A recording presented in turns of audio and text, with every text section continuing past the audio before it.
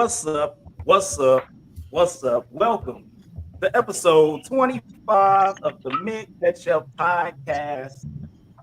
A Tribe Called Chaos. As you can see, with all these people on this bug, it's gonna be kind of crazy out here. With your host, Lofton, aka Antoine Cumberbund, aka Mr. Hayes Adonis, aka I Do What I Do, and with my co-host, Rajim, aka Boulder Shoulders, aka One Punch, Two Punch, Three Punch, More Punch, aka Mr. Loverman. Go ahead. AKA Mr. Make It Happen, man. Ooh, it's going down today, players, for real. What's up, everybody? I don't know if I have enough time to introduce all the people in this mug, but for our season finale out here, we decided to invite almost everybody that we've had on the show. We literally probably got people waiting in the lobby to get on the show. It's ridiculous the amount of people we got on here. So we got, of course, myself. We got co-host Rajin. We got Jody. Say something. What's up, in the building? We got Melissa down here. The songbird in the building. We had, you know what I'm saying, it's Sunday, so we had to bring the preacher in. What's up, Clex? What's going on? Yes, he will. Really won't. How about that? Hey, the Buckeyes won this weekend, so I had to bring my man in. What's up, OHIO, my man Brian. And then for the newbie, go ahead, make some noise down there, Miss Lady. Make some noise down there, Miss Lady. Kalisha. Kalisha. I know what it is. I knew what it was. Kalisha. It's Kalisha. It's Kalisha with a C. Hey, it's Kalisha, and if you can't tell, she's from Mississippi. So just letting you know. Let's go. That's all right. Hey, man. Doing the daggone thing. So we here once again, Ketchup podcast, and we're going to start it off with my favorite, the drink of the day. For everyone. Drink of the day, I'm going to go ahead and start off. Hey, I just went basic Crown Royal Peach. I got a little bit left. Maybe it'll be gone by the end of the show. And I mixed it in with a little peach sparkling water, you know what I'm saying, trying to stay drunk and healthy. So, you know what I'm saying? We doing the daggone thing. Roz, what you bring to the show today? Hey, man, listen. So we had a grand finale, right? I'm going to be ghetto, and I'm going to drink some of this grand Marnier. What do you call it? Marnier? Oh, you got some orange? Both of them. You know there what I mean? On the rocks. I'm not even chasing. I'm going straight on the rocks. You should have took it from the bottle. That's definitely not a drink. Hey, you know what I'm saying? Yeah. You know what I'm saying? Boom. You know what I'm saying? You used to make margaritas. Since we go on grand, you know what I'm saying? I'm going grand. Thanks to the head, man. So Jody, what you bring to the table, man? You hydrating, or you over here just mad at you? Just a little strawberry kiwi punch, man. That's it. Okay, all right, strawberry kiwi punch, doing good things. Oh, Melissa, you still on the hydrate game? I am. I'm drinking my alkaline water from Walmart. Pink lemonade. Let's get it. You know what I'm saying? Gotta have that alkaline. You know what I'm saying? Better than that aloe. You know what I'm saying? Gotta lotion up your insides. And Cluxton, what you got? Aloe? Oh man, listen, it's because it's the season finale. I really went big today. I'm doing mystery flavor Mountain Dew. How is it? Mystery flavor Mountain Dew on the rock. You understand what I'm saying? Let's pour. Okay. Mountain Zero. With a water back. I got a water back. There you go. You gotta get your zero on though, dog. I mean, hey, look, stay out my personal business. Yo, Brian, what you got? You still celebrating the Buckeye win? Oh yeah. So I had too much fun Friday night, so I just got hydrate. Yeah, man. Hydrate game. Why we have a hydrate podcast? What is up with our podcast with man guests to be hydrate? Hey. So I'm gonna call you Missy. Missy, how you doing down there? I don't know if y'all familiar with the song Wine, Beer, and Whiskey, but my friend named Tito. Hey. We gotta bring you on the pod more. She's bringing the drinks to the wherever he go, I go. There we go. Okay. Let's get it. Okay. Hey, we got a song there. We got a song in Phi Beta Sigma called Wine, Women, and Neck Bones, but that's a completely different. That sounds different. Yes. Why women have neck bones? Women in neck bones. I'm just saying. Wow. That sounds a little different. Yeah. Well, for all you guys out there listening, we switched it up a little bit with the amount of people that we have out here. We're gonna get right to this news of the week. And I've even made a little something for us. The guy, I guess, to kind of keep us on track. So we got the little news of the week deal. We're gonna go ahead and pop it off. For the first one, we got Little Uzi Verse artist, Ladakash Disto, reportedly shot and killed. Have y'all heard about this? Yes. Yes. Another one killed, man. Go ahead, Roz. Talk to me. So we had this conversation like every week about a rapper getting killed. I actually never heard of this rapper. But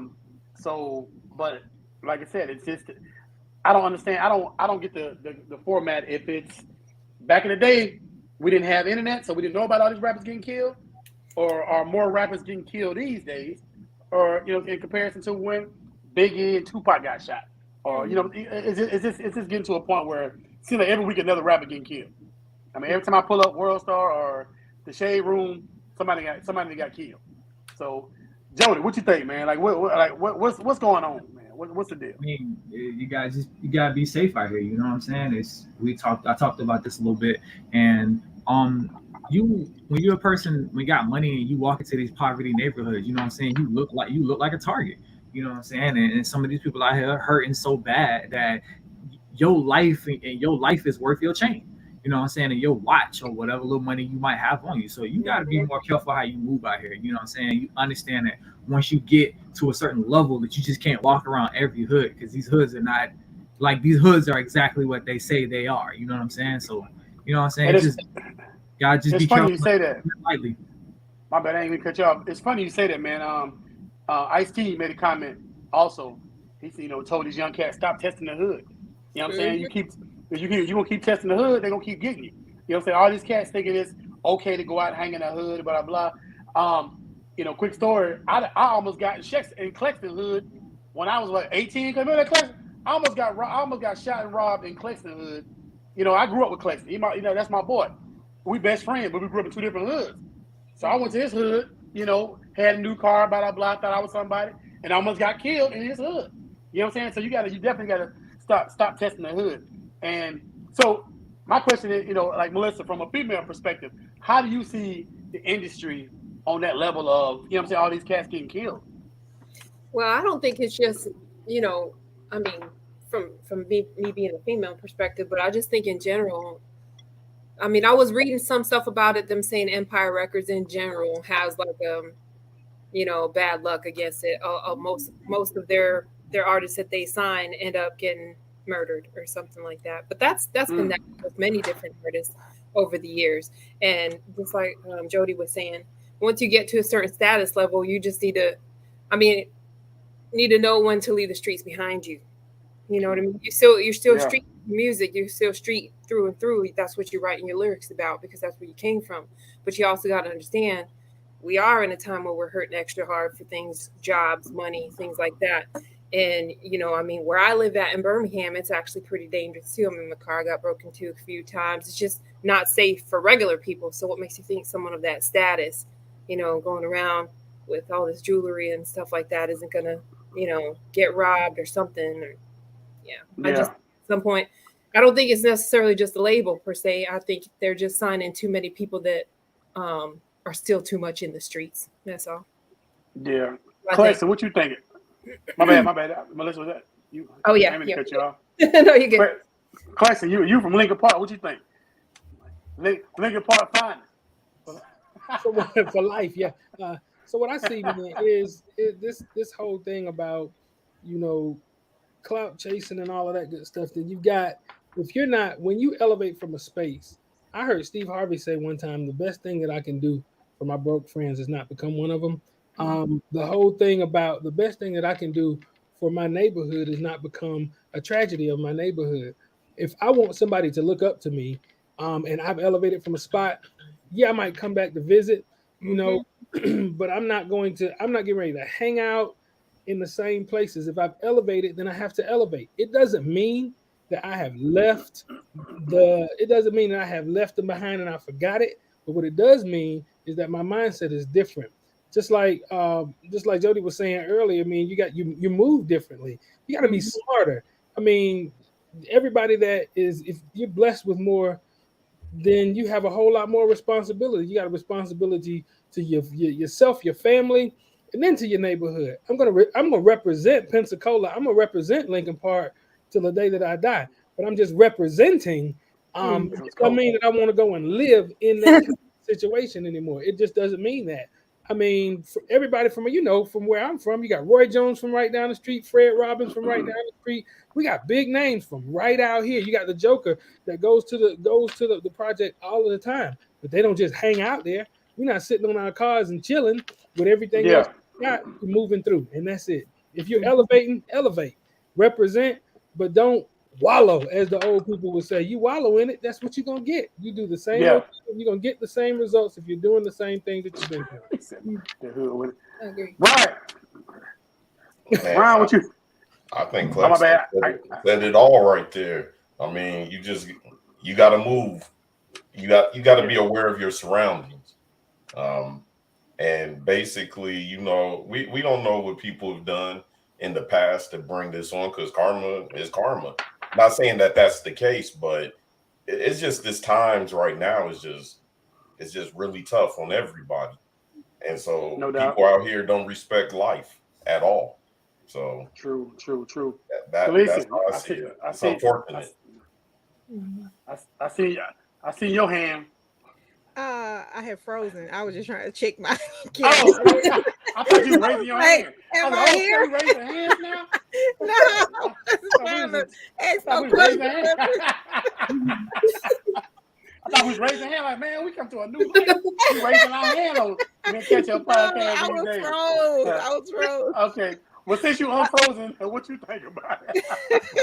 I mean, so I don't know enough about the situation to weigh in on it. I just think it's truly a tragedy. I have had people that have come back to Jackson who have made it out of Jackson, who end up getting killed in Jackson. Same with Young Dolph, getting killed in his hometown. It doesn't make sense. You should feel the safest around the people who you grew up with, but it's like I hear it's a TikTok or something that says, the best thing you can do for yourself is to get away from your hometown. And when you get away from it, maybe it's best that you stay away from it, because people don't understand when you're able to elevate above the same things that they come from. And that makes them jealous. That makes them, kind of envious of your ability to work hard. They got the same 24 hours you do. What they choose to do with it is their choice. So it's sad, but it is what it is. I like that. Well said. Man, lost the back to you, man. Hey, just spoken. Stop. So somebody else. Staying on the unfortunate hip hop artist passing. We had PNB Rock got shot and killed, and this was a question that Charlamagne brought up. Was like, rappers who say RIP while glorifying violence. Like, what do you think about those guys that maybe, when we us older rap fans, when we was younger, the most of the songs were about getting out of the hood or things that they experienced, and it was more or less telling you not to do those things and to, that it wasn't the best part of their lives. But it feels like nowadays a lot of the stuff is glorifying, like, actually going and doing the stuff, and I'm about to go get them type deal. So, what do you feel like of Charlamagne's comment on these rappers who are glorifying violence, and they out here saying RIP to the people, but they're out here telling those guys, they could have been influenced by the person killing them, could have been influenced by rap lyrics that those same rappers have been talking about. So what do you think of that, guys? Go ahead, Ron. So I mean, like, real talk, I feel like we, as, like, for instance, as artists, as old heads, or whatever you want to call it, we had a different motivation, so to say. So the kids these days are motivated by violence. You know what I'm saying? And we were too, but at a different level. And I'm not saying that we're any better than them and they're any better than us, but like I said, our lyrics, like I think Jay-Z had mentioned, a lot of cats be talking trash about, the new cats who wearing, like, for example, a nose earring. You know what I'm saying? They like Tupac's wore a nose ring. You know what I'm saying? So we really can't I really can't say that we're any better than them for what we rapped about earlier on in life, 20, 30 years ago, but I think that the money is easier to get these days. You know what I'm saying? Like, for example, with this guy P&B Rock, his girlfriend is she's the one that posted the location of where they were at. You know what I'm saying? They were out at Chicken and Waffle, Roscoe's Chicken and Waffle, whatever.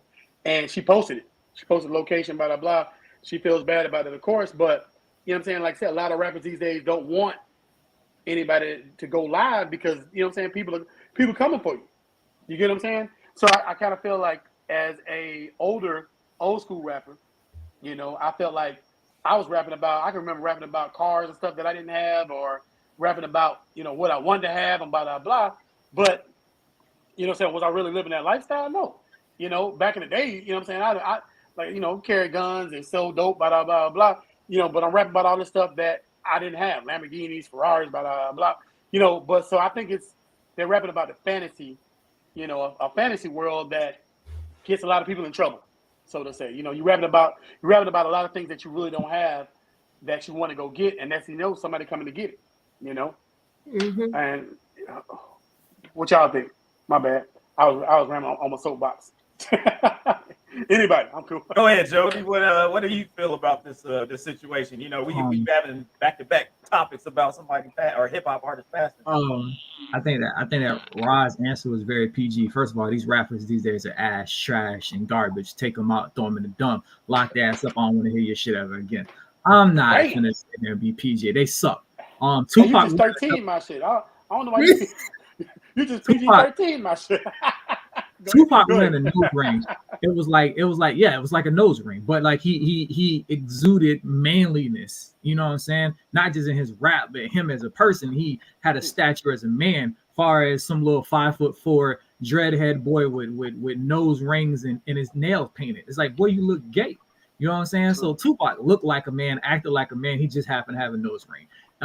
Far as P&B's girlfriend, yeah, it's an unfortunate event that she posted their location, but I can guarantee you it wasn't her location. Wasn't no nigga watching her story on Instagram like, ooh, yeah, we got her. Like, no, nigga, you went to Roscoe's Chicken and Waffle in Inglewood with $1 million worth of jewelry on.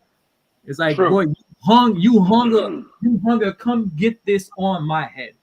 And far as Charlemagne, I don't care for him. This nigga's the male Wendy Williams, fucking gossip queen. Nobody cares about your My husband would agree with you. He is a male version of Wendy Williams. So and these guys in these hoods are not influenced by these rappers. You know what I'm saying? They're not influenced by these rappers. They are really out here banging, living that life. They're not influenced by no rappers. No rapper has influenced your lifestyle. You know what I'm saying? You're where you from has influenced your lifestyle. The things that you've been through have influenced your lifestyles. The people who are around you who've been killed have influenced your lifestyle. So ain't like rappers saying RIP because that's another, they feel like it's kind of a brotherhood. Like, I've made it, you made it. I'm a RIP you because I just want to show you that respect. You know what I'm saying? And far as them advocating violence, it's like they've always advocated violence, and the rappers ain't living these lives. Like I said, Lil Wayne has rapped about killing more people, selling more drugs, and nigga's been rich since he was like 14. He signed his first record deal when he was like 13. He's been rich since he was 14. Literally, he made like $7 million from Back That Ass Up when he was like 16. Boy, you've been rich since you were 16. Nigga, you ain't had no shit. As far as that, it's not. It's just there's just their fellow peers saying RIP, and these cats in these streets ain't influenced by these rappers. They're influenced by their own life. Gotcha. I agree. Definitely. Well said. Well said. Well said. I do agree with that last point there about, it being their surroundings, pretty much where they grow up at. But I do believe that the music is impressionable to little people and kids and who want to live that life that they don't even know what that life is about. So if they're listening to it, they may think that that's fascinating to them. I don't know if that would be the case for all kids, but brings me to a quick news topic real quick. My in California, Southern California, there just drugs is always constantly around the desert areas, particularly meth. You hear that in the rap songs all the time. Now they have a little 15-year-old kid that just died from these fentanyl pills that look like Skittles. You know what I mean? So they're handing these out to like little elementary school kids, and they think it's cool. It's in the music too. You know what I mean? A lot of people getting faded, getting lit in that way. I know a lot of the music that I used to listen to that was rap, even more now. Like the most influence that I ever got as a kid was about struggle, about real struggle. Listening to that stuff and being able to relate to it. And it's funny, even years now, 20 years down the road, I hear a song and I'm like, damn, that hits so much harder today than it ever did before, because you feel it now in a real world sense. You know what I mean? But I do believe it does have an influence on them, depending on the situation that might be happening to them in their life, or where they are at in their life, whether it's a death in the family or any type of struggle. Music can have that kind of influence, and it can make some people probably react in a crazy manner, especially if they're under the influence of drugs and alcohol and all kind of other stuff. Go out there and try and do something crazy. Yep. Shoot up schools or do something, irrational. But as far as posting the location, that was not very smart at all. I do it all the time, and my husband does not like it. My husband does not like social media at all. He'll do tweets. He'll do Twitter tweets and stuff like that, but because he's prior military, he just has that thing where he don't like his pictures, his photos, his offset kind of thing. He is one of those individuals that just doesn't like his picture on anything, anywhere on social media. So even though he's got a Twitter account, things like that, he's got like UNC as his profile pic because he's a Tar Heels fan. But posting the locations, and I'm a foodie. When we go out to eat places, I like to take pictures of my food and, different things like that, where memories and things and photos of us eating out somewhere, and I'm checking in every time I go. So when you're in I'm a regular person though, if I was a star, that'd be a different story. If I posted that location somewhere, yeah, you're right, Jody. It does put a target on your head. You know what I mean? Yeah. When I seen the video, it was like the dude was like telling him take his jewelry off, and he was taking off like 3-4 pieces. And I'm just like, the thing is like, bro, you went to Inglewood. You know what I'm saying? It's like, bro, there's nothing. It's like, I don't think people know how dangerous these neighborhoods actually are. They think this shit is a game. It is not a game out here. It is not a game in Chi-Town. It is not a game in Inglewood. It is not a game in Miami and Carroll Street. You know what I'm saying? Even certain parts of Tampa. Like, bro, it is not a game down here. Hey, first of all, don't forget Pensacola. I'm Pensacola for life. You heard? I was watching something on TV just the other night. I was like half asleep, and the TV was watching me more than I was watching it. But it was a documentary on celebrities and this group of people who were robbing people, right? So TMZ was that news site and magazine and news site where they would post when celebrities would be out of town or at certain locations or after parties and things like that. So these burglars would know this information and follow those trends to get that information of when they would be out of town. And then they'd hit these celebrities' houses because they got that money. They can afford it, right? So it'd be posted, publicized everywhere, right? So that's how they were able to rob Paris Hilton. And I forget what the other lady was from the Hills, Caucasian lady. I can't remember her name, but robbed her clothes because the girlfriend liked the lady style from the television show. She followed her on TV and was like convinced her boyfriend, who is a burglar, to log on to the TMZ site and monitor when she was going to be out of town. And they hit her house and another group of people's house. So yeah, that's how they planned their targets, is by going where people say they were going to be at, after parties, things like that. And that meant their house would be, no security. And when they went there, I mean, the glass sliding door was literally right open. They're careless too, because they got money. You know what I mean? That's crazy. So they just went and cleared them out. Cleared, I think, almost $2 million worth of jewelry from Paris Hilton and all kind of other stuff. But anyway, here's my question. Where you are is a dangerous thing when you're at that level. Yeah, for real. So my question is this: before I actually make my statement on that, at what point did we become so blind to the fact that if you give me a bunch of information about you, where you are, where you're going to be, if you actually compromise, like you said, your OPSEC, if you compromise yourself, at what point did we forget that there is somebody that's willing to take advantage of that? First of all, let me say, at what point did situational awareness is something that was built into us as growing up. Look, you go where I tell you to go. My parents, you go where I tell you to go. You come back. Everybody doesn't need to go where you know where you're going. Keep people out of my car, X or Y or Z. It's situational awareness. Why are people so surprised when things happen when you give up everything about you in every way and you put it on every platform, every social media platform that's out there? I can tell who you are, who you're with, what's going on, what you got in your car, you rolling up this, that, or the third. None of that is very smart. First of all, none of that is very smart at all. Because common sense is a flower that grows in everybody's garden. It's the same thing as I told all my homegirls, stop leaving your freaking work ID badges in your car, my nigga. It's like literally they look in your car, they have your first name, their last name, and where you work at. Like, that's the stupidest thing. Second of all, stop posting your kids' pictures online where my son is in 3rd grade going to such and such elementary. And then you took the picture with your license plate in the background. It's like, so now they got your license plate. They know your kid's name. They know where your kid goes to school at. It's like, moms, stop posting your sons in their high schools on the damn internet. It's like, look, at me. I will. Because I feel like all this is directed at me.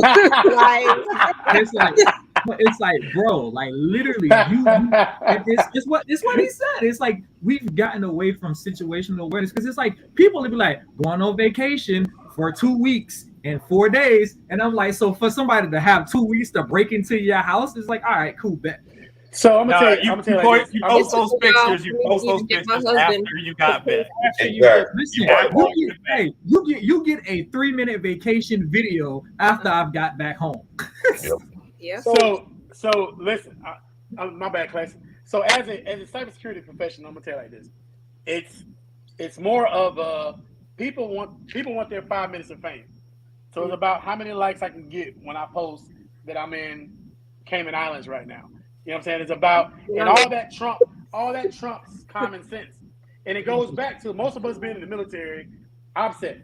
You know what I'm saying? How much OPSEC training have we had in the military? OPSEC. You know what I'm saying? So with all that being said, now the social media, you haven't been able to be seen in the light of, nobody really cares about you until you post something like you said, something like I'm in the Cayman Islands, or I'm chilling with my new Lamborghini, blah blah, or I got the new, you know what I'm saying, $1.5 million chain. You know what I'm saying? That's the more likes you get, the more common sense goes out the window.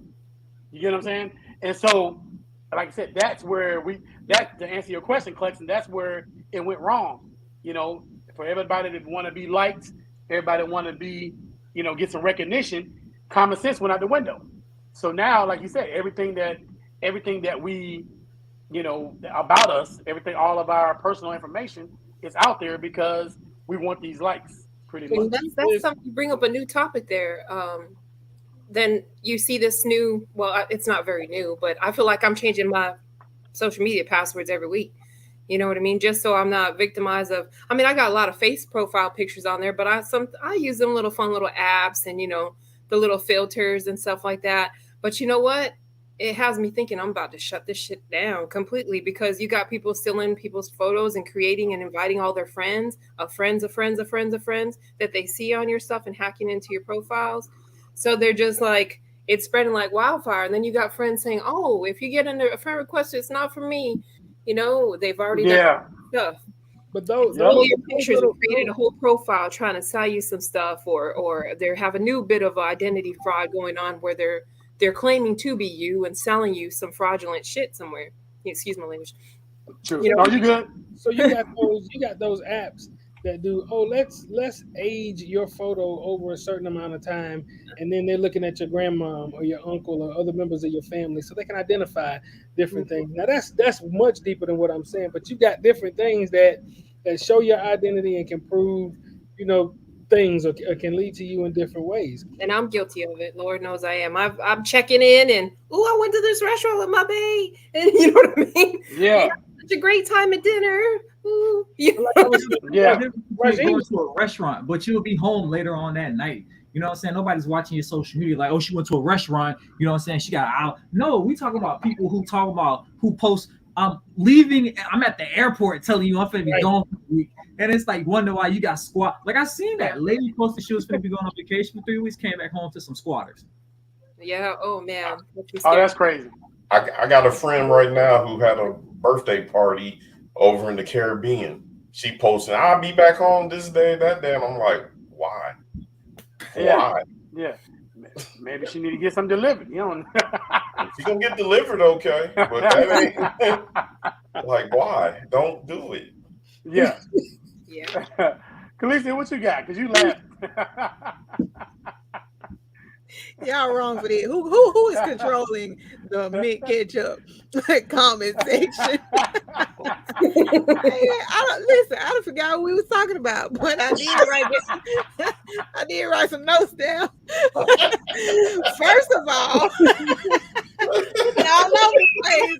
Y'all said this was organized chaos. I didn't know y'all meant this. Yeah, organized chaos right here. Yeah. Okay, so first of all, Ross said we are motivated by violence. Who are we? Who is this we you speak of? I am not motivated by violence. Listen, I said the younger rappers. Oh, okay, but I did see a sign on the side of the road that said AR-15s for $5.99, and I was tempted to stop. Are you playing like where's that? I was like, $5.99, you are in Denver, so just saying. That sounds like Mississippi.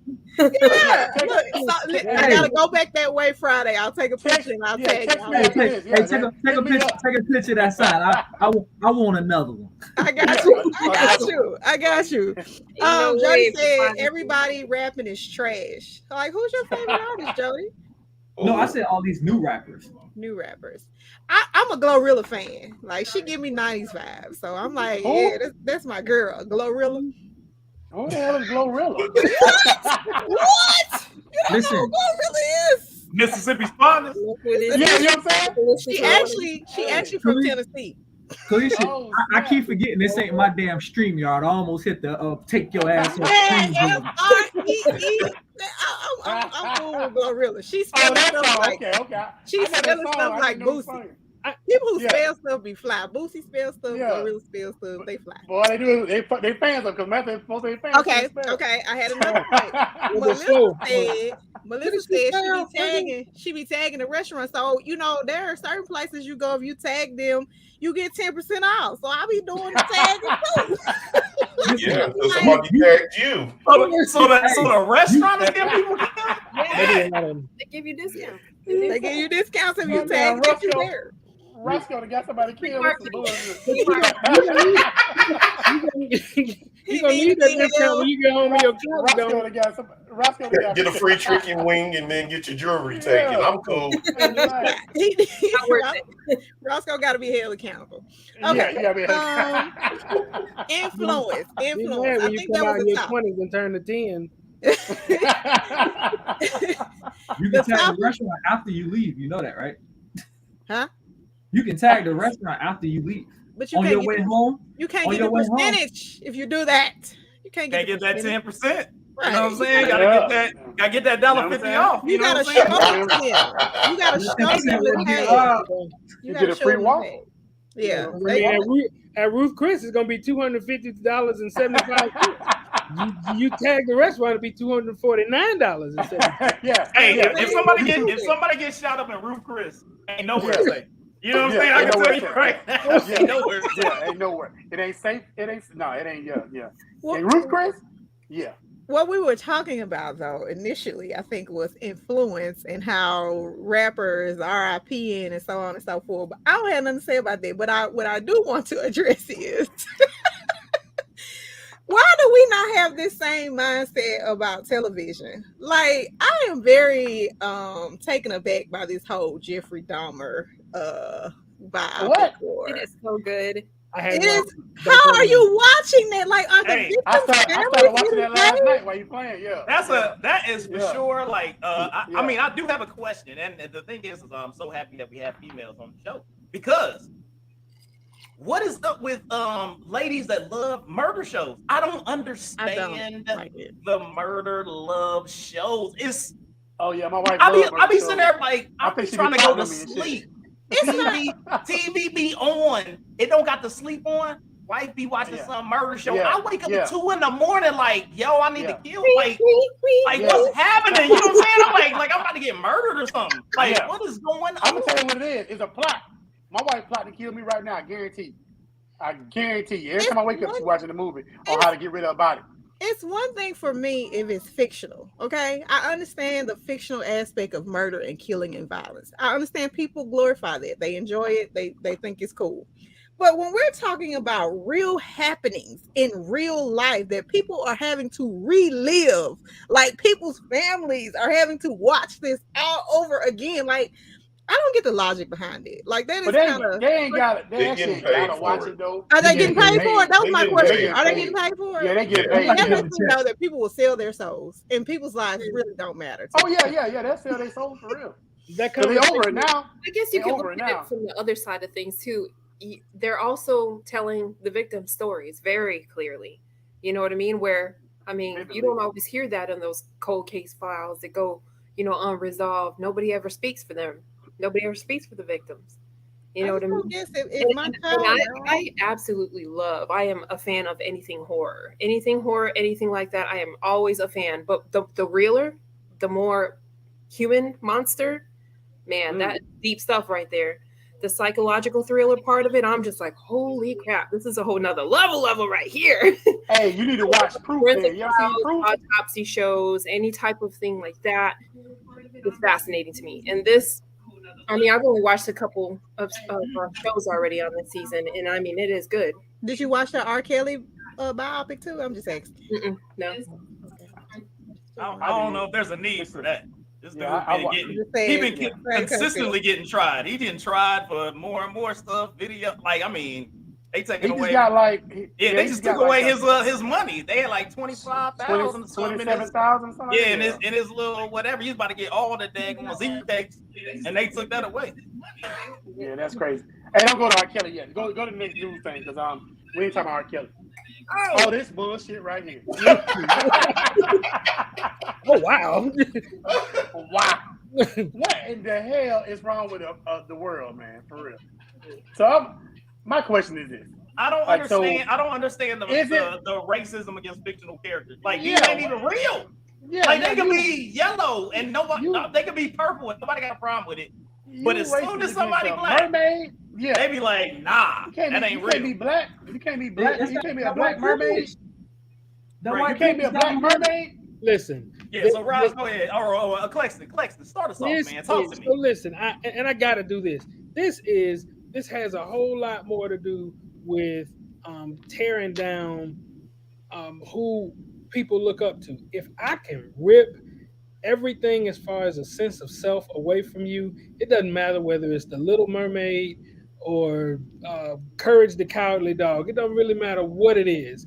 If I can take away from you, if I can strip you of whatever it is that you have as far as sense of self and pride in you, if somebody's looked up to little girls looked up to the Little Mermaid for all of these years, and for a segment of society, those people who are racist, they do not want anything non-white to be looked up to in any way, shape, or form, no matter what, and it just doesn't matter. So they will go at the Little Mermaid, they will go at whatever it is that is a major influence or a major any kind of anything that anybody who's non-white actually looks up to. It cannot possibly have anything to do with anything that is white, and that's just the way that it is. It doesn't matter.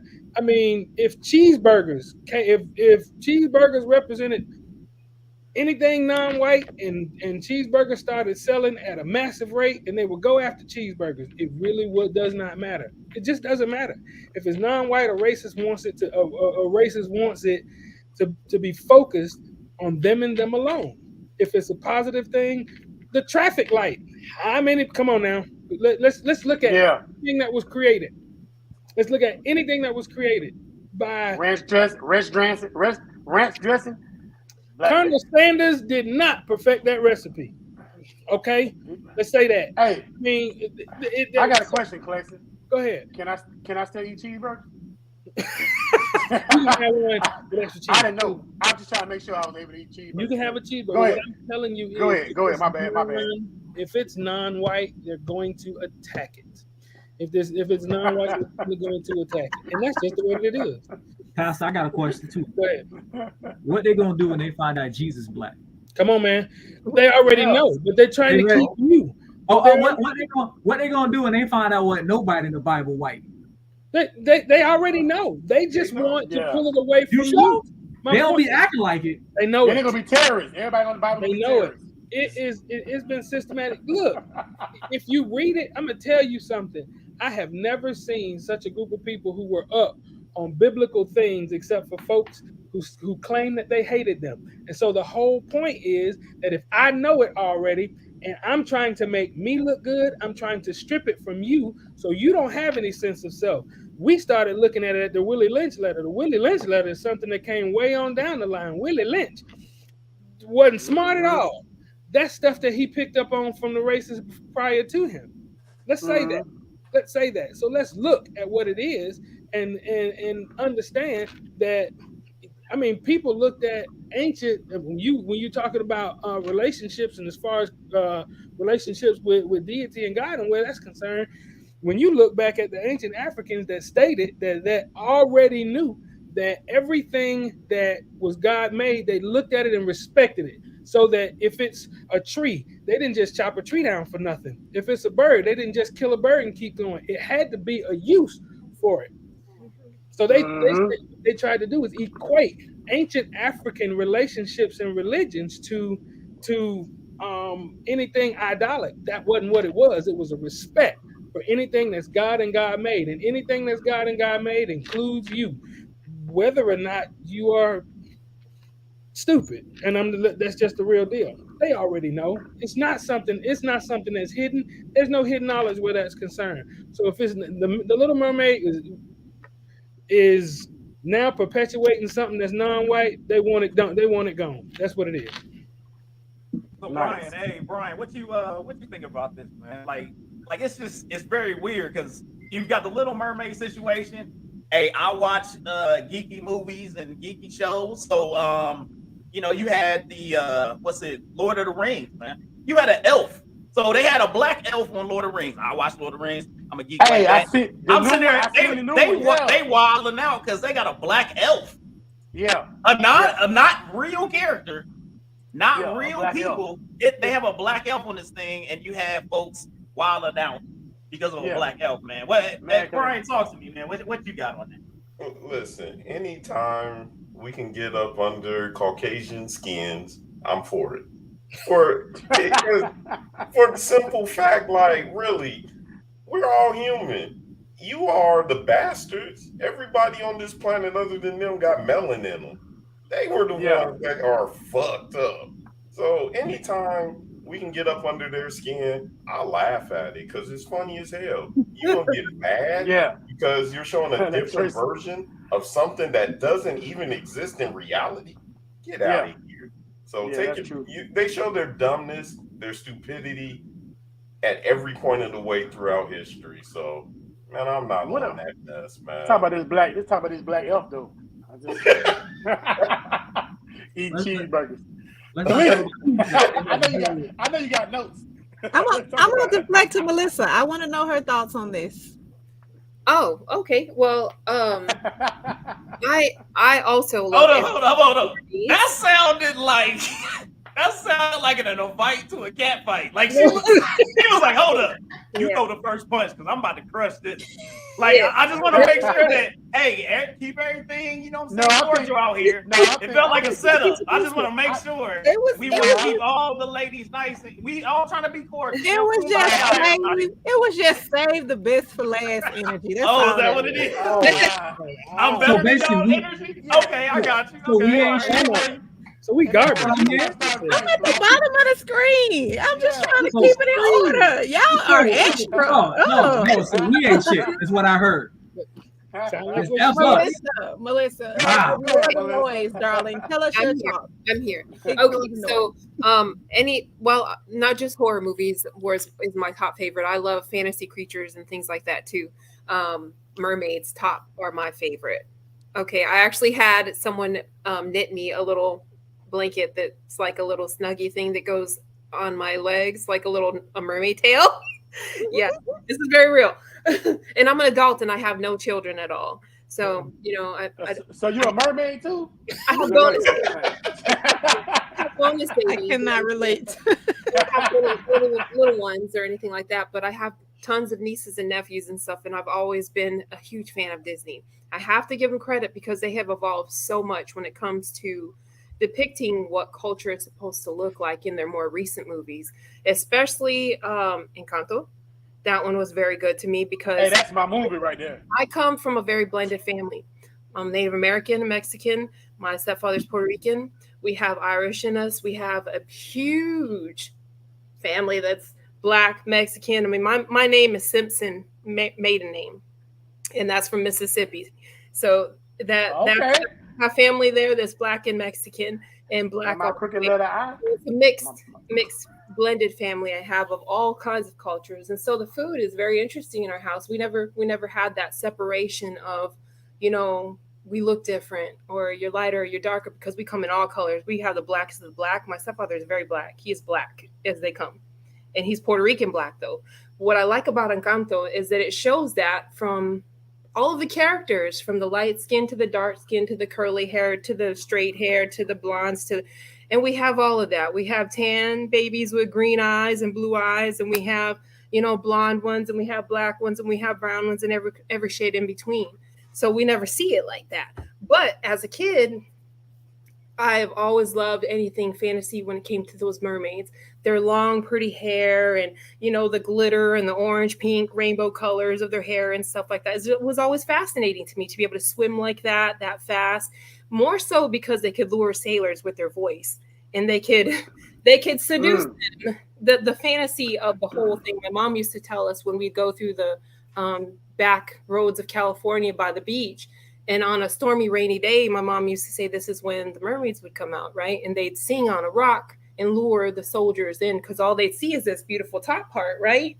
But not the tail. Oh, snap. They'd sing and have such an enchanting voice that they'd seduce them, and then they'd kill them and they'd eat them. But what? But I was that ain't good. That ain't good at all. Fascinating to me about the mermaids in general, sirens, things like that can seduce. It was actually pretty intriguing to me. Not as a little girl, but as an adult, yes. But as a little girl, just having the fin, being able to swim like that, brush my hair with little seashells and things like that, and wear a little seashell bra.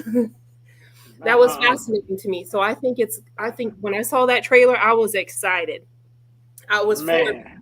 I got goosebumps. I got actual goosebumps when I heard her voice. I was like, this is going to be so good. And then when I saw all this different stuff going on, comments, social media backlash, I'm just like, really? Well, they talked about this. Need something to identify with. Those mermaids didn't come in all brown colors. Those mermaids didn't come in colors that I could relate to. They were white mermaids. You know what I mean? There were brown mermaids on the original, in the cartoon. There are brown mermaids on there. Some of them are, yeah. And I mean, it didn't matter to me though. I'd put my little clip-ins, my little sparkly hair and stuff like that. And I was a mermaid. You cannot tell me any different. I was a mermaid. I know that crowd better be Jamaican. I know that. Have they decided whether or not they're going to cancel it? Or they say here's the thing. They said that she was up for the part. Like about 6 months ago, and people were mad, and then they finally dropped the trailer, right? And it's her in the trailer, and people are like, we want to boycott and get another Ariel. And then I'm like, you dumb idiots do realize once the trailer has dropped, they not changing shit about the movie, right? Like this movie is already made, done, cut, edited, everything. They just waiting for a date to drop it. And when the dude came out and was like, literally, Haley Bailey came out, right, and killed the part, and then killed the singing. She set the bar so high that everybody that came behind her couldn't even come close. So you replace her? Hell nah. Y'all just gonna have to be mad. Sorry. I was just watching it, but I can see on the other aspect of things too, where I don't see them canceling it, but as far as talk of canceling it, as well as that Batgirl that was supposed to come out too, that DC Comics canceled as well. Warner Brothers canceled that, and they supposedly the management team was looking for bigger films, but I feel like they don't get as much hype as they should, being minority actors and actresses. They don't. You know what I mean? And we want superheroes. That's because of we want superheroes to dress up that look like me for Halloween. You know what I mean? I want to look like Serena Williams in that one time. I want Hey, I want Nicki Minaj to be Ariel. I ain't gonna lie to you. I'm gonna propose a movie. No. I want them to bring out. I want them to bring out a new Shrek with Craig Mack as Shrek. Craig Mack. I'm sorry. the flavor in your ear. All right, anyway, Khaleesi, I know you got notes. I don't have any notes. That's why I wanted her to go, because like I don't have much to say about this topic. I'm just very outraged at the outrage that we have behind their outrage, if that makes any sense to anybody. Like, I'm tired of having this conversation. Like, at some point we've got to ignore the ignorance. If they are mad about it, as this guy over here said, who cares? Like, let them be angry about it. Like, I can't. I don't have no energy for that, because it is what it is. Like Jody said, it's cut. The movie coming out. Show up, support. We done with it. Moving on to the next topic. What you got, sir, at the top? Your rage is outrageous. I'm outraged at the outrageousness of the outrageousness that is I feel outrageous. like I'm outraged at the outrage. That's outrage. And guess what? The Ketchup, we're outraged, and I think your outrageousness is outrageous. And I can't eat cheeseburgers no damn I more. think, That's outrageous. I think that Thanos said it best. As long as there are those who remember what was, there can never be what is, or whatever he said. Like, as long as there are people who have been raised in racism, as long as there are people who know about racism, there's always going to be racism. You can't erase that with the people who you have that are continuously, breeding and feeding that into their kids. So it is what it is. Yeah. I really love misquoted quotes. That's what I enjoy. Yeah, Nicki Minaj president. Hey, do y'all remember when STDs were bad? They're bad again. Yes. I remember when STDs were bad, like getting AIDS and all those things were horrible things. It seems as if maybe the younger generation or something, they just don't care. I'll be on TV seeing so many HIV take a pill commercials, which is insane. That there's a thing where it's like, hey man, just take a pill. They be on your Facebook ad. Mugs just be dying. It's kind of crazy. I don't know why they be popping up. I have no idea. It's kind of wild. I'm like, Facebook, I don't have HIV. Why are you? I'll be like, why are you on my page? It's nuts. Yeah, but you got the thing about it. Talk to me, Brian. Why this happened? Look, those commercials. They're marketed, they're messing with our minds at the same time. If you look at those, it's two men or two women when they're saying this, like they're still trying to make it a gay thing. So are you saying that it is actually an LGB and all the other letters plus like advertisement? No, I'm not. To be like, okay. No. What I'm saying is the message is wrong. Like, hey, if somebody's looking at it, younger generation, like, well, I'm not gay, so I can't get it. The same thing that happened back in the 80s when it first happened, saying that it was about people who were gay. Those are only people that could get it. And then Magic Johnson got it, and we was all like, whoa. But did he really get it though? Did he really get it? I don't know. Maybe he got paid a lot of money because he seemed to own everything after he got HIV. Like maybe they paid him to do that. I don't know. He owned everything after he got HIV, man. Had a kid and everything. I was like, what? That's amazing. He ain't got HIV. His kid might have HIV, but he ain't got HIV. Scratch that from the edit. That's a Jody comment. This is live, sir. This is live. I forgot. I wasn't gonna say that because I wasn't gonna say it on their podcast, but I damn sure would have said it on mine. I don't care about. Hey, I don't care about offending. I don't care about offending the rainbow monster. Moderator, you're gonna have to reel this thing in. You're gonna have to Yeah. But no, with this note, it's real. It's like the STDs are jumping, and me and my homeboy was having a discussion, right? And we came to the same conclusion. It's like, so let me get this straight. A girl will give you head raw, but then make you put on a condom smash. They try to stop the STD. That's backwards. That is so backwards. Like I don't understand the logic. Like how you gonna give me head then make me put on a condom when it's time to do the deed? It's like if I had anything, you were already contaminated. Like that don't make no sense. It's like you can't. Where did we just go? It's you know what? And you know what I blame on that? You know what I blame on that? I blame folks not going and paying attention to health class. Yes. Wait a minute. That's what I blame on that. Well, that doesn't make any sense. You're not went from human growth and development class, boy. It's all things. Growth and development. Human growth and development. You know what I'm saying? It's just like it be making no sense. It's like you do realize you can get the same STDs orally that you can get vaginally or genital. Like that's how this works. So did we just go from racist cheeseburgers to getting head and eating? What are we doing? Where are we going with this, sir? I blame it on casual. You said the STD rate.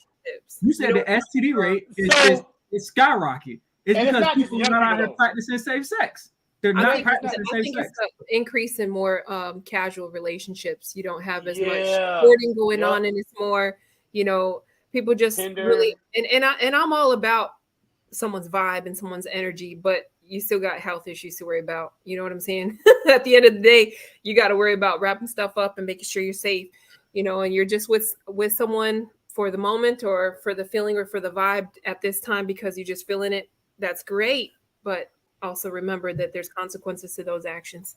You know what I mean? That's a lot of casual sex these days with with this generation, and not just the younger generation. I live near the villages, and apparently, according to sources, the villages have more STDs. But these old people out here, you see, that's what I'm saying. STD, and like the retirement home had like 80% of the residents had an STD. That's the villages. That's the villages, and they getting down over there, and they're not wearing no condoms. They just going in. You know what I'm saying? They have a swinger parties and all kind of stuff. They be like, I survived World War II. I don't give a damn. Yeah, it's like if you live your whole life and you put in your whole life, whatever you choose to do with your life at that point, that is your business. But when you start, making sure that, if you're in that community, you already know the risk. Yeah, if you're in this party tonight and it's a swingers party, you already know what the get down is. You better be careful. It's about to go down. You better bring some condoms with you. You better come prepared because. Better come prepared, Ingrid. I think there's an increase also in just the openness of relationships. That brings me to another topic. I know it's jumping topics here. That's sorry about that, but that affair that happened with Allison Feaster and Nia Long's husband. When I was watching that on the news, I was also listening to it on the radio, and it brings up a good topic that correlates with this. Is we really don't know what these people's get down is. Are they in an open relationship where that life is okay for them to be with other partners, or polyamorous or polygamous or polyamorous type of relationships, or multiple partners type of thing? We don't know if that's wrong to say it or brand it wrong as cheating if those people actually choose to be that way. True. So I have wait, pause. You got a name? Say something. I saw you down what there. What the lady name is that was sleeping with Neil Long's husband? What's her name? Well, she's a basketball player. That's not true. Celtics. But that wasn't the only issue of why he was banned. Apparently, she was sleeping with an executive's wife. He was sleeping with an executive wife, and there was other stuff going on, not just Nia Long. You know what I mean? And that's why he got banned. But the truth is, do we really know what goes on in their private lives to say what was wrong and what was considered cheating? No. Mm-hmm. So listen, I think. Well, I know I'm not up in her bed, so I don't know if that's something that they had an open agreement with, or that's an acceptable thing for them. Well, if she was a willing participant, right? We don't know none of these. Stephen A. Smith is not one of my favorite people in the whole world for his theatrics or whatever, but he said one portion of his statement was like dead on for me. Why does it matter to the grand scheme of everything? That's not our business. That is their business, first of all. That's their and there are people doing all kinds of things all over the place. You're just sensationalizing that their flavor of foolishness got put out in the public. And then the fact comes up that whoever this woman was the wife of one of the financial, I guess the vice president of finance of that organization, whatever else they have going on. But again, so that is their business. That is their business. This goes into, this comes all the way back down to self-esteem. What are you going to allow What are you allowing in your person, within your members? What's going on with you?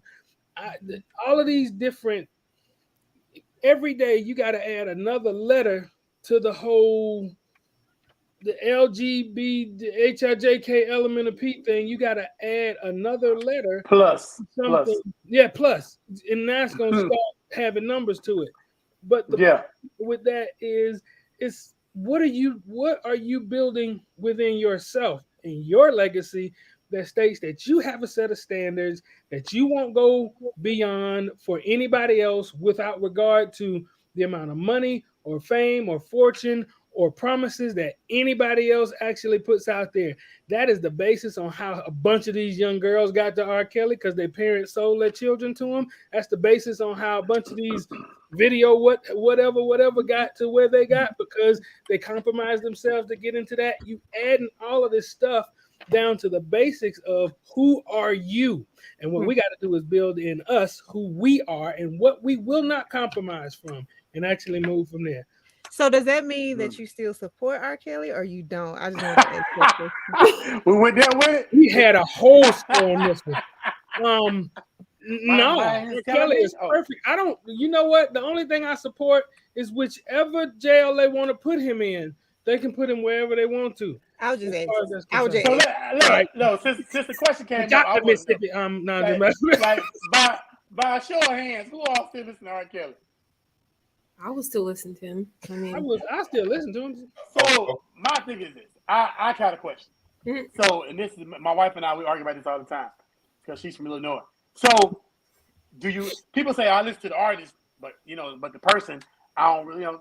So, but if you listen to the music, you hear pedophilia in every song that that he writes. Most of them. I ain't gonna say every song, but most songs he wrote, it says, something that give you a hint.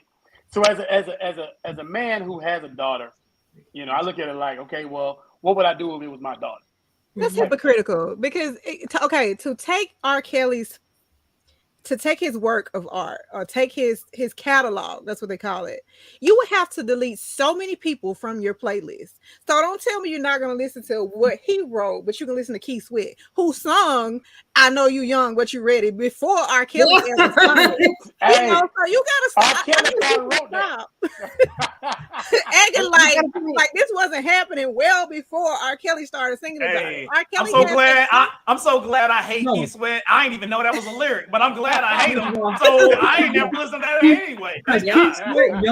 Keith Sweat's young might have been 18, 19, 20. But we can dictate that R. Kelly wasn't at the time. Like, we got it on video though. That's crazy. I think that his catalog of work, I think that with all of the people he has worked with, you got to take SWV, you got to take Selena, you got to take all those people off your catalog if you're not listening to R. Kelly's music. So like to say that, oh, I'm not going to listen to anything affiliated with him, to me is BS. But it is what it is.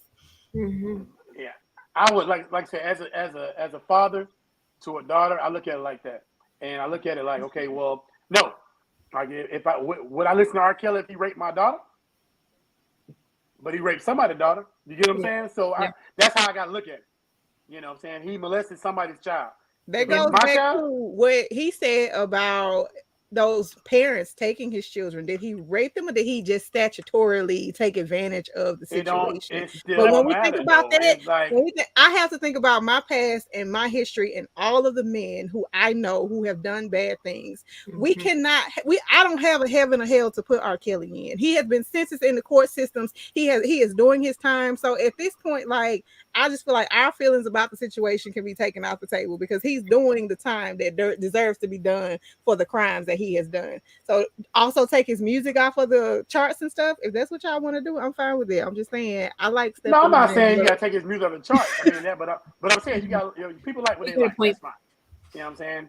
Yeah, you got people like what they like, and if you decide to keep listening to R. Kelly, then that's everybody's. I'm not waking up in the morning like, let me put that my mind's telling me no on. That's not what I'm saying. I'm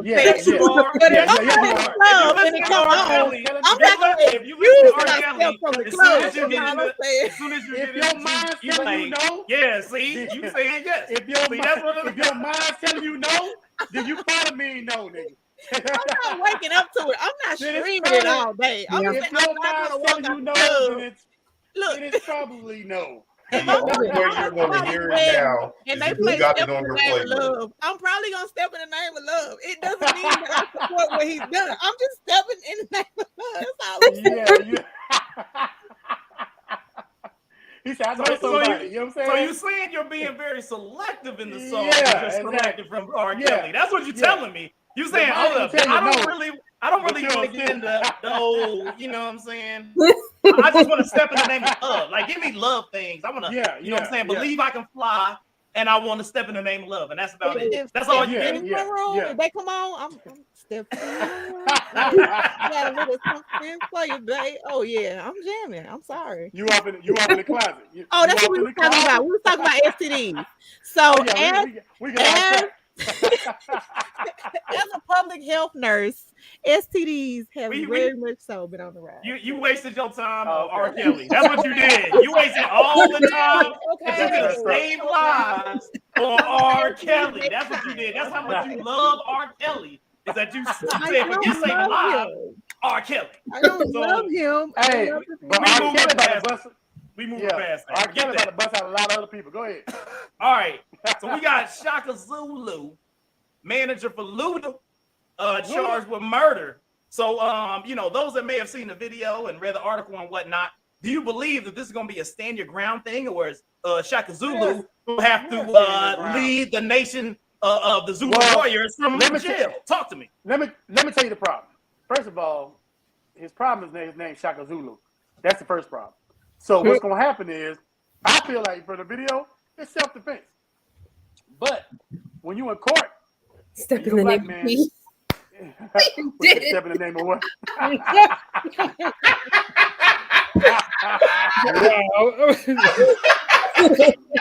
There are those out here. There are those out there that like this. I'm just saying.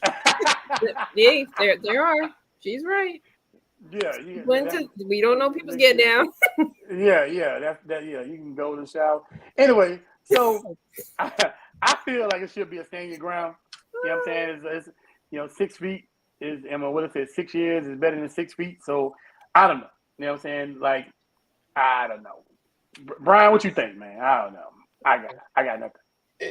It's one of those things where, why is this even an issue? If the man is protecting himself from, bodily harm or death, we as American citizens have that right. But because he's black, now he's just going to be taken through the system. And who knows what will happen once you go into the system. Now, name Shaka Zulu. That doesn't help. Yeah, that doesn't help at all. I don't know.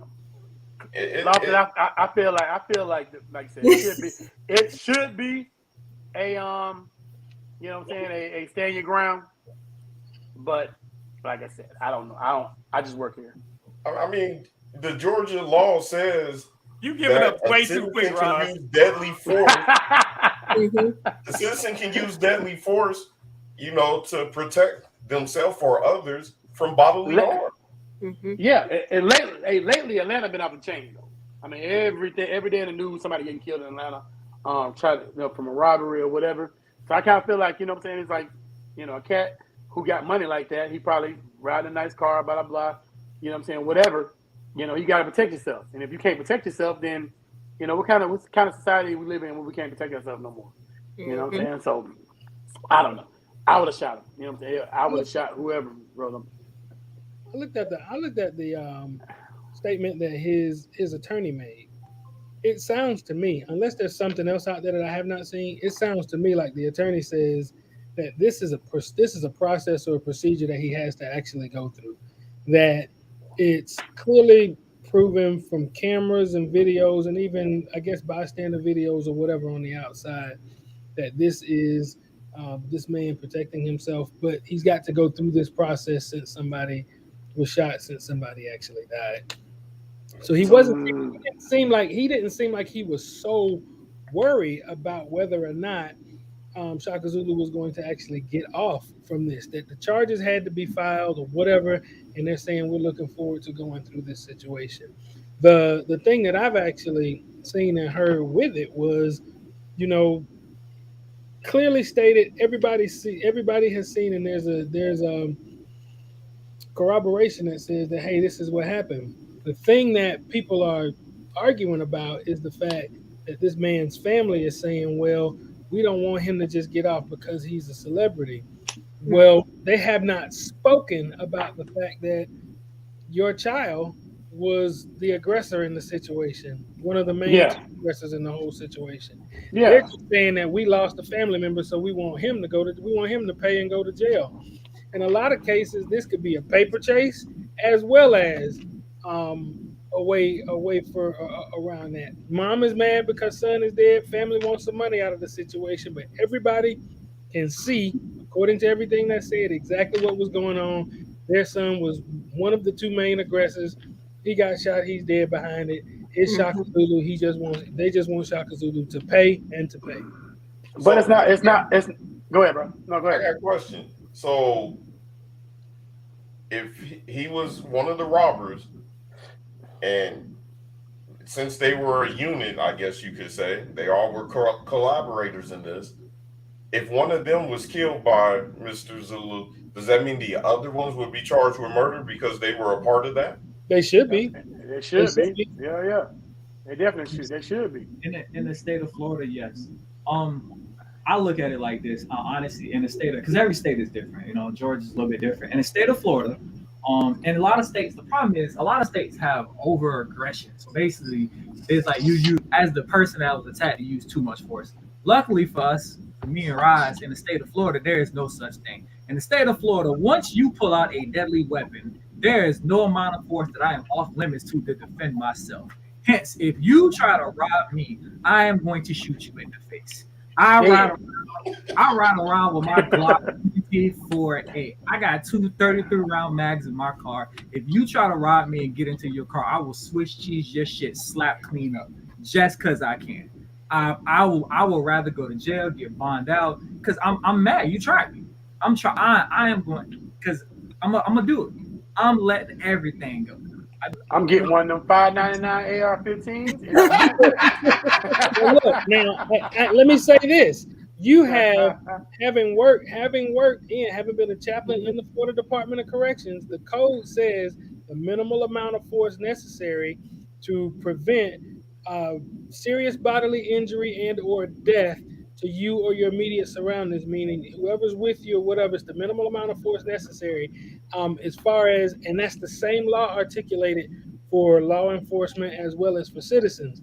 What the burden of proof says is you've got to prove that the amount of force that you use was the minimal amount of force necessary to get you out of that situation. And that's the articulation of the law, where people go above and beyond, where they rat-tat-tat everything up and spray the whole neighborhood and say, well, he actually tried to do this. But you got to make sure that when you're defending yourself and protecting yourself, that is the case. Now, if Shaka Zulu, like I said, we're talking about Georgia, so I'm not sure about the articulation of the law where that's concerned. But if Shaka Zulu has laid there and just fired everybody up, there was a couple of people got shot. One person died. It wasn't that he was laying on the ground and doing all that. The news states that he was being kicked. He was shot in the back, was kicked in the head, all this other good stuff, and then he started shooting. With that being the case, hey, sounds like an open and shut to me. Mm-hmm. But you know what? But there's really no such thing these days as open and shut. Just like a female just recently got charged, she had to pay the family $150,000 for the person who raped her and she killed him. You know what I'm saying? You would have thought that was open and shut, but it's not open and shut. You know what I'm saying? Because the laws don't work for us always. Didn't she go back? Didn't she go back and kill her or kill him? It wasn't that in the midst of it. I thought it was that she went back and got him. I don't know if she went back and got him, but I would have went back and got him. I would have. I'm just saying, like, I don't know. Because at that point, then it's premeditated, and then you thought about it too much. You weren't defending yourself anymore. Yeah, it's an imminent threat at that point. Mentally, you were defending you were. It wasn't premeditated. Do I feel like it's justified? Hell yeah, I would go back. Yeah. It's a crime of still a crime of passion. He actually I committed. know I'm not a violent person like that, but I would if it came to that. Yes. Yeah. He committed a crime against her that caused her serious trauma. For the rest It's of a her crime, life. right? It's a crime of passion. She may have gone back and killed him. So as far as on the criminal side, she could still possibly get off. But on the civil side, then she would be able to be prosecuted, and they could rule against her so that she ends up having to pay him. So that's two different cases. That will start applying to everything. Because then if you allow that situation, then that starts applying to everything. And then you can go anything that goes through that ends up in a manslaughter, blah blah blah, yada yada yada. It's hey, I was in a mental space. Because then you just put everything I was in the mental space. Well, everything is going to that way anyway. So it's just gonna be hey. You be like, oh, you can get off. You just gotta have the money to pay, which probably a lot of these people that are doing these things may not have that money as well. She got it. I mean, they did a GoFundMe. The last time I checked, it was $400,000. So she made $300,000. She had to pay $250,000 because she had to pay $150 to the family, but she made $300,000 or more. Well, they can go back because it being legal case. They could go back and lay claims on a good portion of that. She could not walk away with any of that because that money was raised for a specific purpose too. But you talk about some other stuff.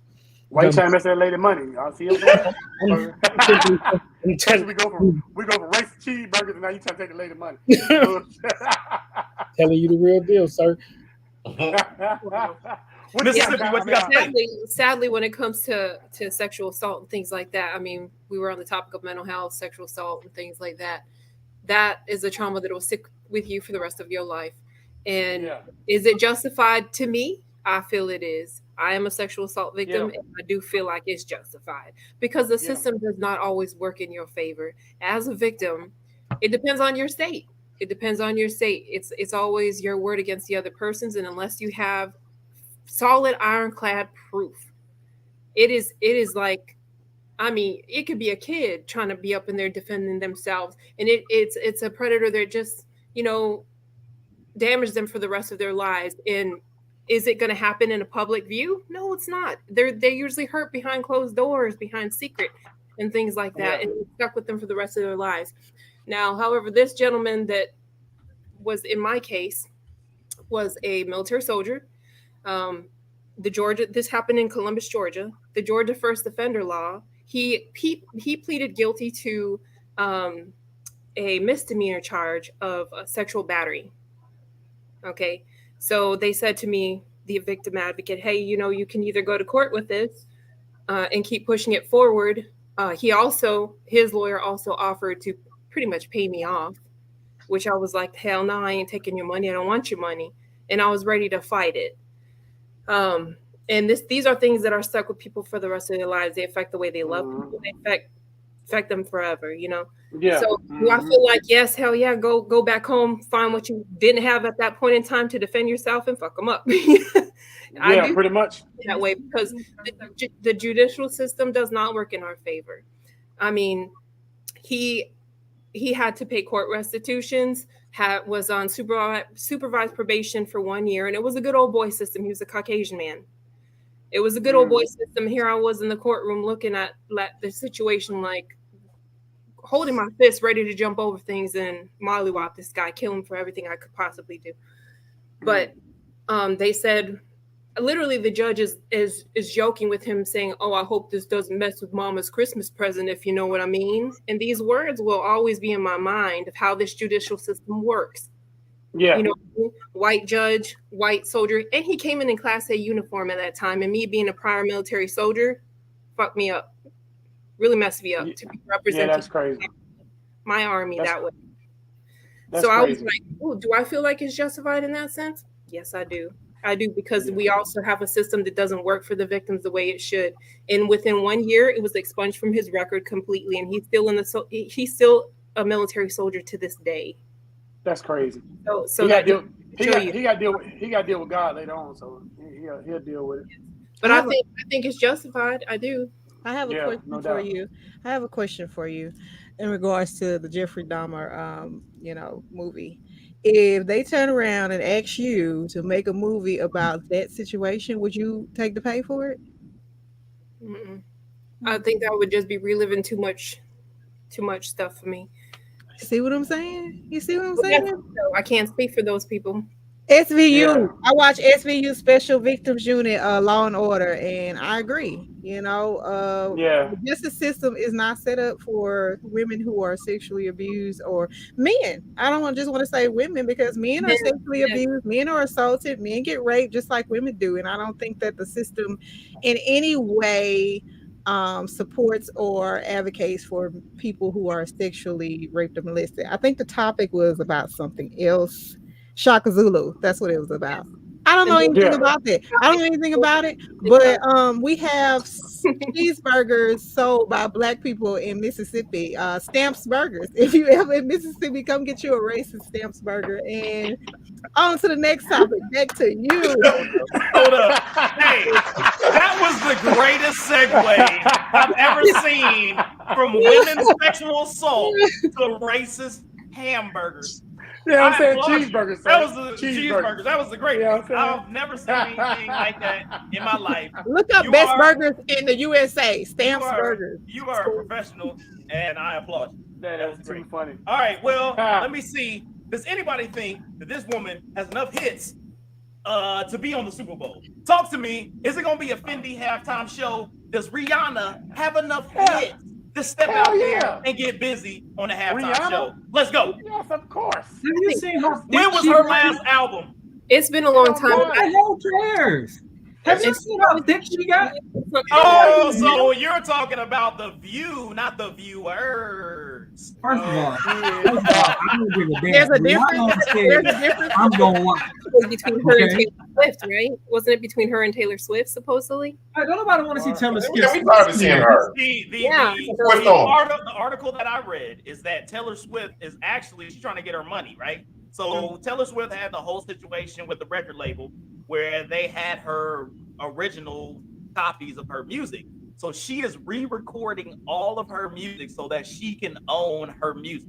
So the reason that she turned down doing the Super Bowl is because she's in the process of re-recording her music at this time so that she can own all that stuff. So that's probably more long money than Super Bowl money. So I would like, so how does that work? You talking about the Taylor Swift thing?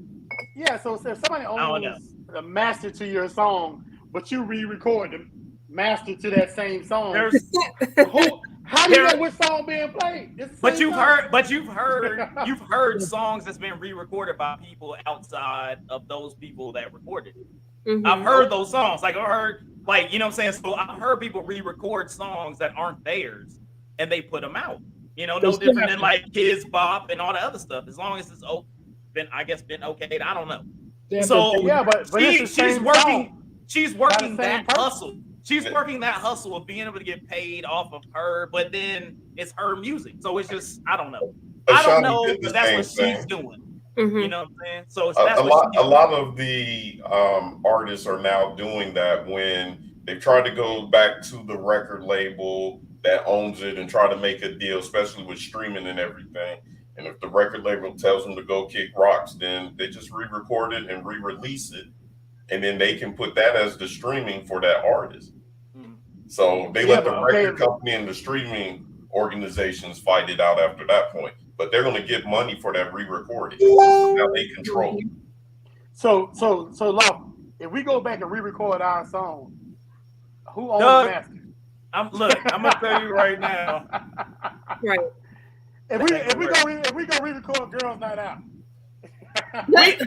we should re-record Girls Night Out because it didn't sound as good as it should have sounded. Yeah, but we should. That's a whole different thing. It's all good. But anyways, talk to me about this situation. Like, do you feel like this is going to be a good Super Bowl? And what songs do you feel like Rihanna should put on the playlist? She definitely needs to bring some people with her. Jay-Z. She needs to bring Drake. She needs to bring Kanye. Man, not yay. But how dare you? Don't do Umbrella. Don't do Umbrella. Yeah, for real. He's been working on some stuff. I mean, don't do work. That's my look, that's my joint right there. You know what I'm saying? Did she just have a baby, or is she due soon or I something? think she had a baby. I Yeah, think she just had a baby. she's Is old boy gonna show up, or is he gonna be in jail? Wait, give us a sneak preview of something. He gonna be in jail. Don't know. Who gonna be in jail? Is her baby daddy gonna be in jail? Or is he gonna be on stage too? What he going to jail for? What y'all talking about He now? going ASAP. He ASAP about to go to jail, ain't he? I don't know. Tell He got me a more. trial. He got his trial. Will his trial be before the next Super Bowl? I didn't read about that part. Your trial for what? That was I don't remember that episode. We did. This podcast should be called Mint Tea. Yeah, he got trouble. He got trouble overseas or something. And Yeah, he was out there punching Germans in the face or something. Yeah, he did something overseas, and then he got a case pending. Yeah, you know what I'm saying? Needed me.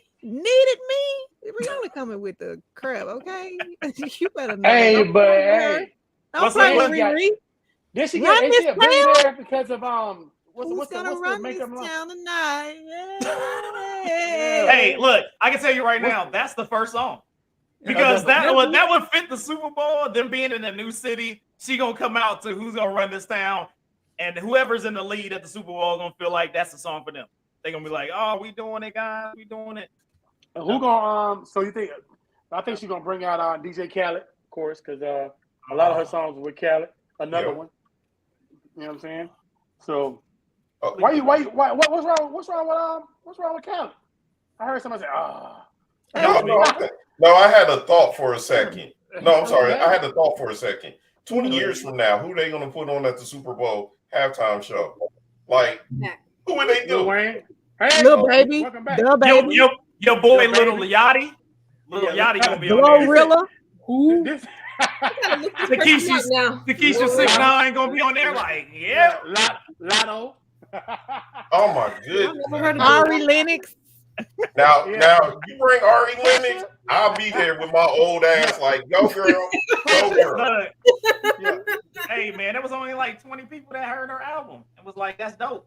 And then you're like, who's gonna be out there? I look at it loud because it's so short that albums live, that it's gonna be hard to pick somebody. Like Brian, like it's gonna be hard to pick somebody. Like, ooh, I heard that song before, but it's not gonna live. Like hey, look, it doesn't live as long. Chloe Bailey. Chloe Bailey. I don't even know who that is.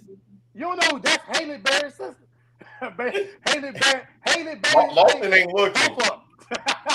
Nigga, you ain't seen her music videos? What? First of all, statutory. I listen to the music. First of all, she is 25. Music of the week. Music of the week has nothing to do with videos, man. I listen to the music. I try to hear what the lyrics is saying. I don't be out there looking at the box. I know you ain't trying to statutory music. You still listening to R. Kelly.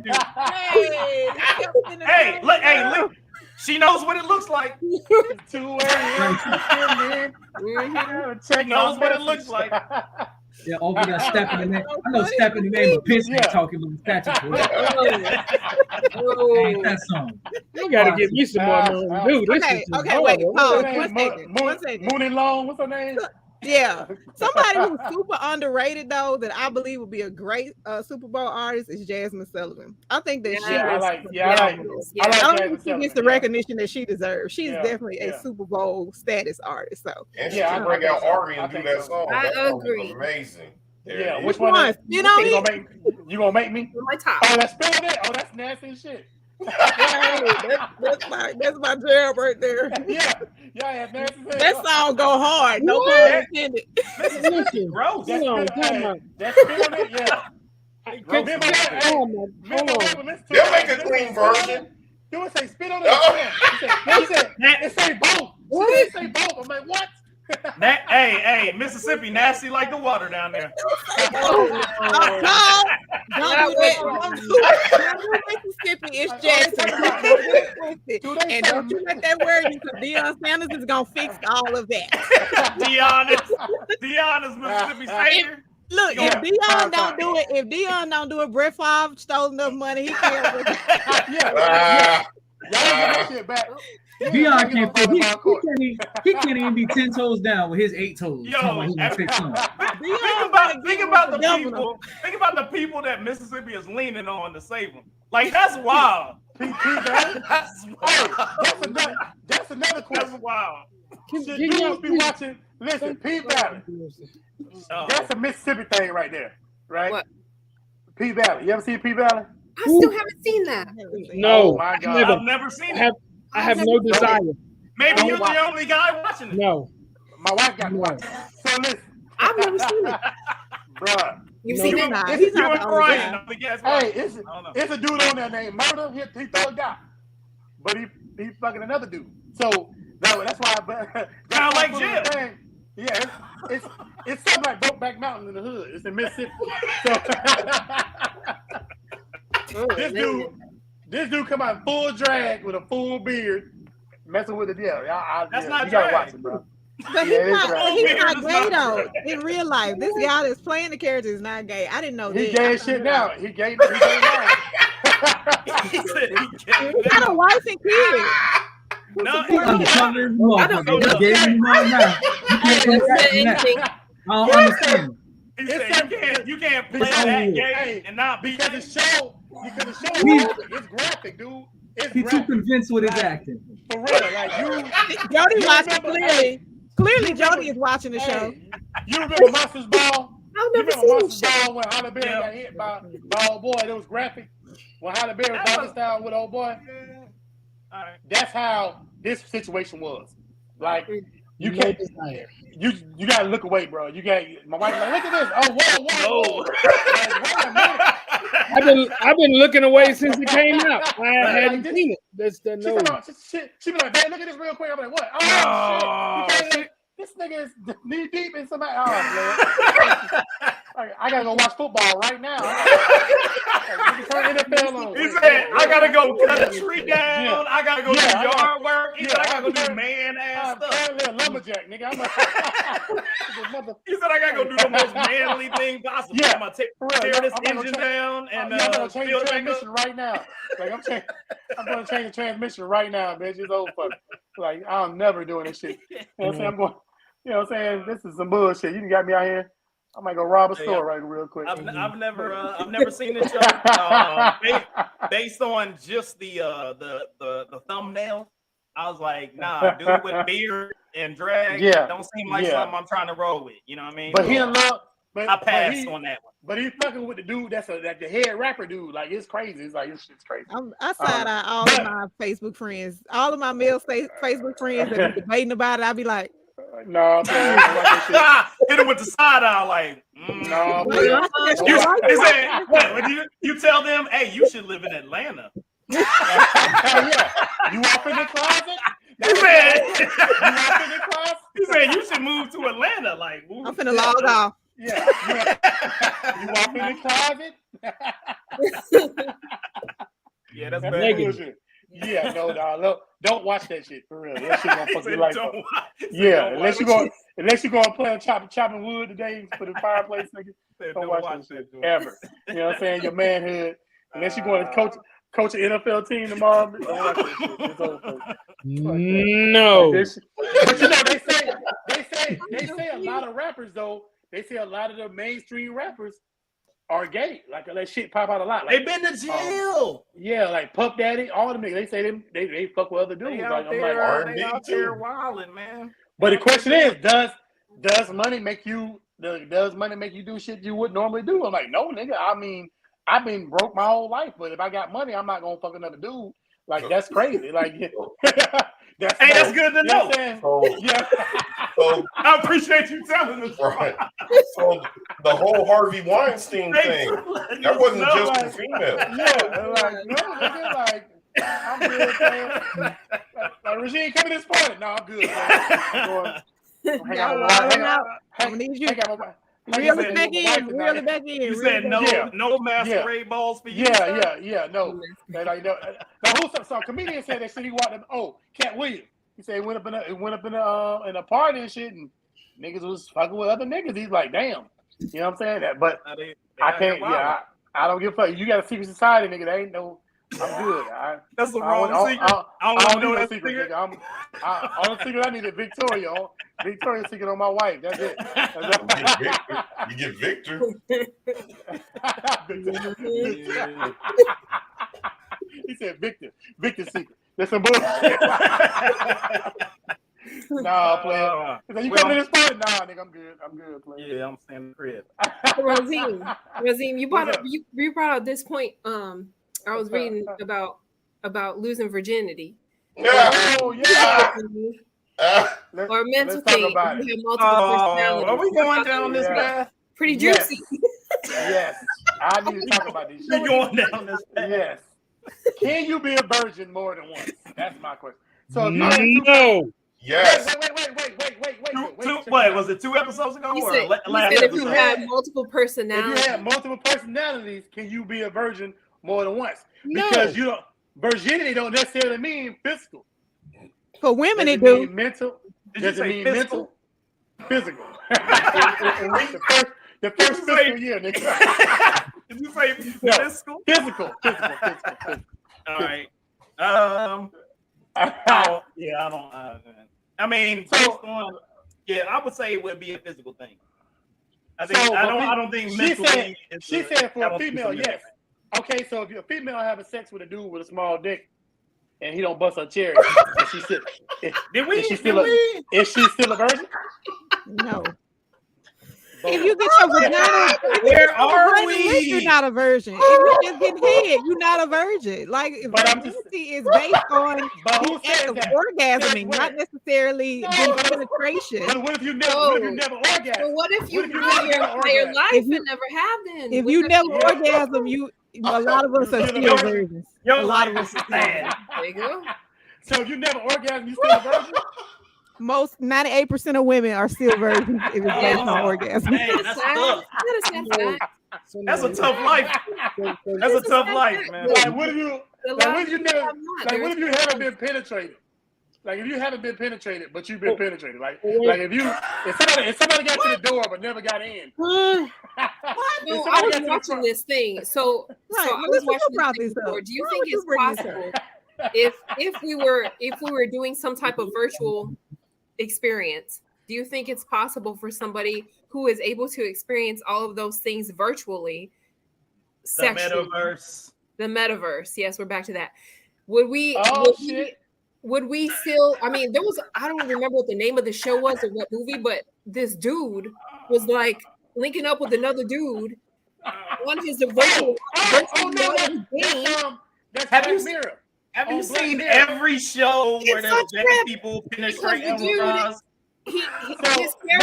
his character is a man, but his homeboy's character is an Asian chick. Yeah, on Black Mirror. Having sex and fucking in this virtual metaverse. The dudes fell in love in the virtual metaverse. In the real world, that's gay as shit. He's to another man. You're right. You are correct. Sexual experiences, but it's not like it's all virtual. Yeah, the wife let him play the game once a year on his birthday with his boy. Yeah. And they fucked in the virtual world. He fucked this boy. His boy's character was a female. His character was a female. His boy was a male. And they fucked in the virtual world every year on his birthday, while his wife was able to go out and fuck another dude in real life. Yes. It was a trip. Yes. Because their eyes automatically go white and opaque, and they're in this virtual reality experience. And he's having this intense sexual experience with the dude. But his character, his avatar in this character is an Asian chick, and she's really pretty. But I'm never going into the metaverse. It's like bombs, like some other experience he ain't never experienced before in the real world. That's some bullshit. But the person who was playing the game was his homeboy. So it's like playing Call of Duty with your homeboy. No, it's not. It's not though. It's not. It is. It's like no, it's not. That's how it is on the show. They playing a game. I mean, it was very interesting. No, that's what it is. Can I lose it? Like, can I lose my virginity that way? Yeah, in the show, the two dudes playing a video game, and in the video game, they characters fuck. But guess what? It's not like Call of Duty because you don't fucking Call of Duty. That's all I'm saying. That's not a thing. This a fight game. This like Tekken. This wasn't no fucking game. It was like Tekken. They supposed to be fighting. They fucking. This There's not a button for that. Some bullshit. There's not a button for that. I'll be like, hold up, I don't have those buttons. I don't have those buttons. Do you believe in manifesting things? Nope. Not no gay shit. Do you believe in saying something like no, I'm not saying that just in a gay sense or anything, but do you believe that it's possible for you to speak something out into existence? Yes. You know how people say claim it, you know, if you speak it, it's real for you. Well, that brings the mind is powerful. Yes. So do you believe it's possible that you could lose your virginity in a virtual sense and still remain a virgin, or if the feelings are really that real? That would be a mental thing. That's different than physical, because you can I assume, and you can look at biological things that happen that could say a virginity has been taken.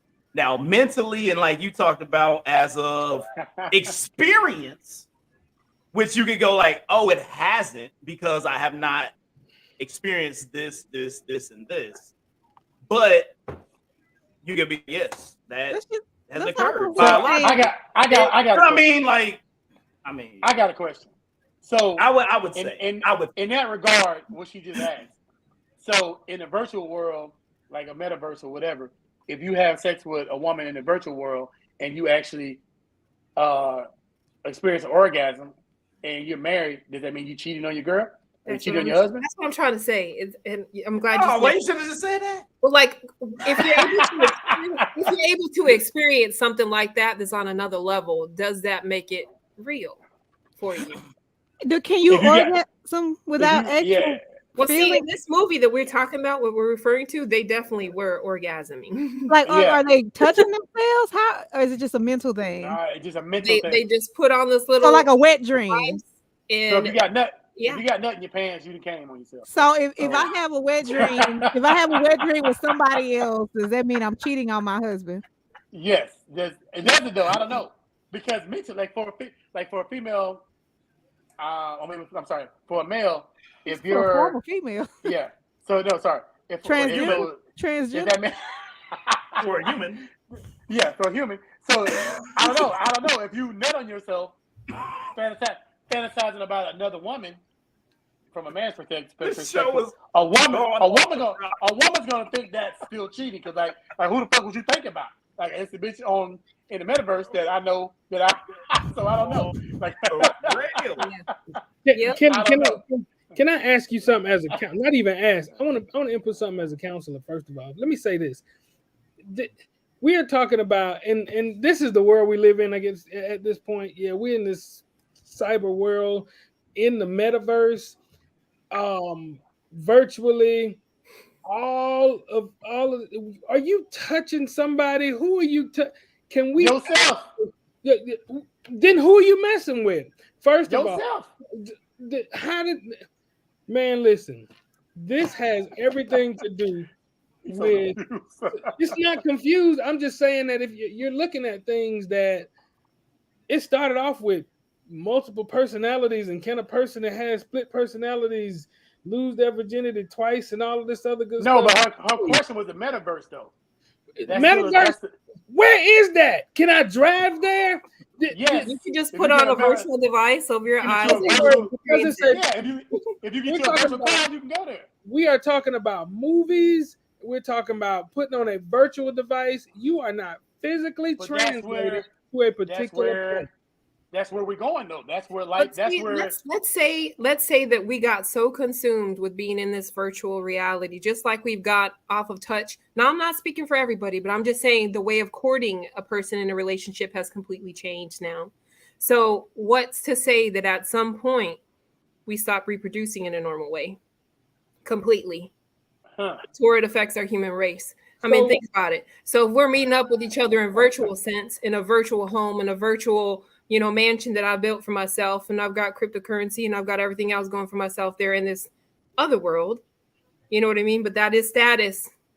What will we do? You know what I mean? We're not going to die. You are talking about, as a matter of fact, you're talking about the end of, copulation is not going to change what it does. It's just not going to change. I don't care whether we are so bored with the way that this world was made. If That's it's where we increased to get, the point to where we're dying from disease, then yes, it has, because they Not don't wipe just- us out anyway. but not just Population is starting to disease. change though. That's not just disease. That's the same question that led to everybody changing their genders. That's the same thing. We're talking about a mental situation at this spot that says, I am so bored with reality that I'm going to create something else. There was a term back in the old days called schizophrenia that was associated with. We are talking about having multiple personalities, multiple different dimensions that we live in. Come on, we've got to get back to the point that there is one man, one woman that makes one child. That is the bottom line. But it's never gonna get back to that though. That's the thing. Yeah. It's like we're not gonna get back to that ever. We've not You know what gotten I'm saying? away from it. There are people that are trying to make offshoots of it, which means I'll tell you an example. your own reality. Your own reality just don't exist. But It's just that's the entertainment. newer Well, that's what people are. That's what's does selling that. now. People are buying Yeah. experiences more than anything. They The want people the are losing experience self. of something happy. That's the because reason you're why. stuck working at home. Some people are. Shoot, I wish I had the opportunity to work at home. Honestly, I don't have that luxury. But more and more people have been buying things that are more of an experience than they are reality. You know what I mean? They want to escape from reality because it's too hard. You know, That's why the malls are empty. You go to the mall. I went to the mall yesterday. It's ghost Nobody town. in the mall. Nobody goes to the mall no more. Nobody physically goes anywhere anymore There because was a shooting in the mall here a couple weeks ago.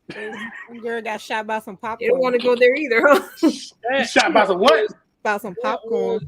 This is real life. I'll put the link in the. I think I put the link in the group chat. That's the reason why Feels Like Mine are growing, because we are forming alternate realities because we're bored with the way life is, instead of using our creativity to do things in the space that we live in, in the space that we live in that worked. I mean, you know, stickball is not popular anymore. That was something that amused us when we were little kids, things like that. That's the kids don't go outside no more though. That's the reason that people are attaching themselves to all kinds. I was talking to my brother earlier. There was a conversation. We were in a convenience store a couple of days ago. There was a conversation. Somebody had a shootout somewhere in Pensacola, and the guys in the convenience store was like, "Hey man, I heard y'all ran out of bullets last night." That was not a point of conversation that was a laughing and joking thing, but it's now that you are picking up, people are picking up thing after thing after thing and jumping into it, whether it be the metaverse because we feel like that's cleaner and safer, or a gun with a bunch of bullets because we think we got all kinds of credit and credibility as far as that's concerned. It's the same type of mental breakdown, relaxation of what is real that we're getting away from. That doesn't. It's still a breakdown. That goes back to the question that I asked a little while ago. What is it that is within me that I have a set of goals, my orientation, everything about me, things that I do not relax upon that make me? And I know that there are people that are fascinated with metaverse and this, that, and the other, and they're creating dolls that look like this. And some boy on the internet a couple of weeks ago had his 2 blow-up dolls at the restaurant having a party.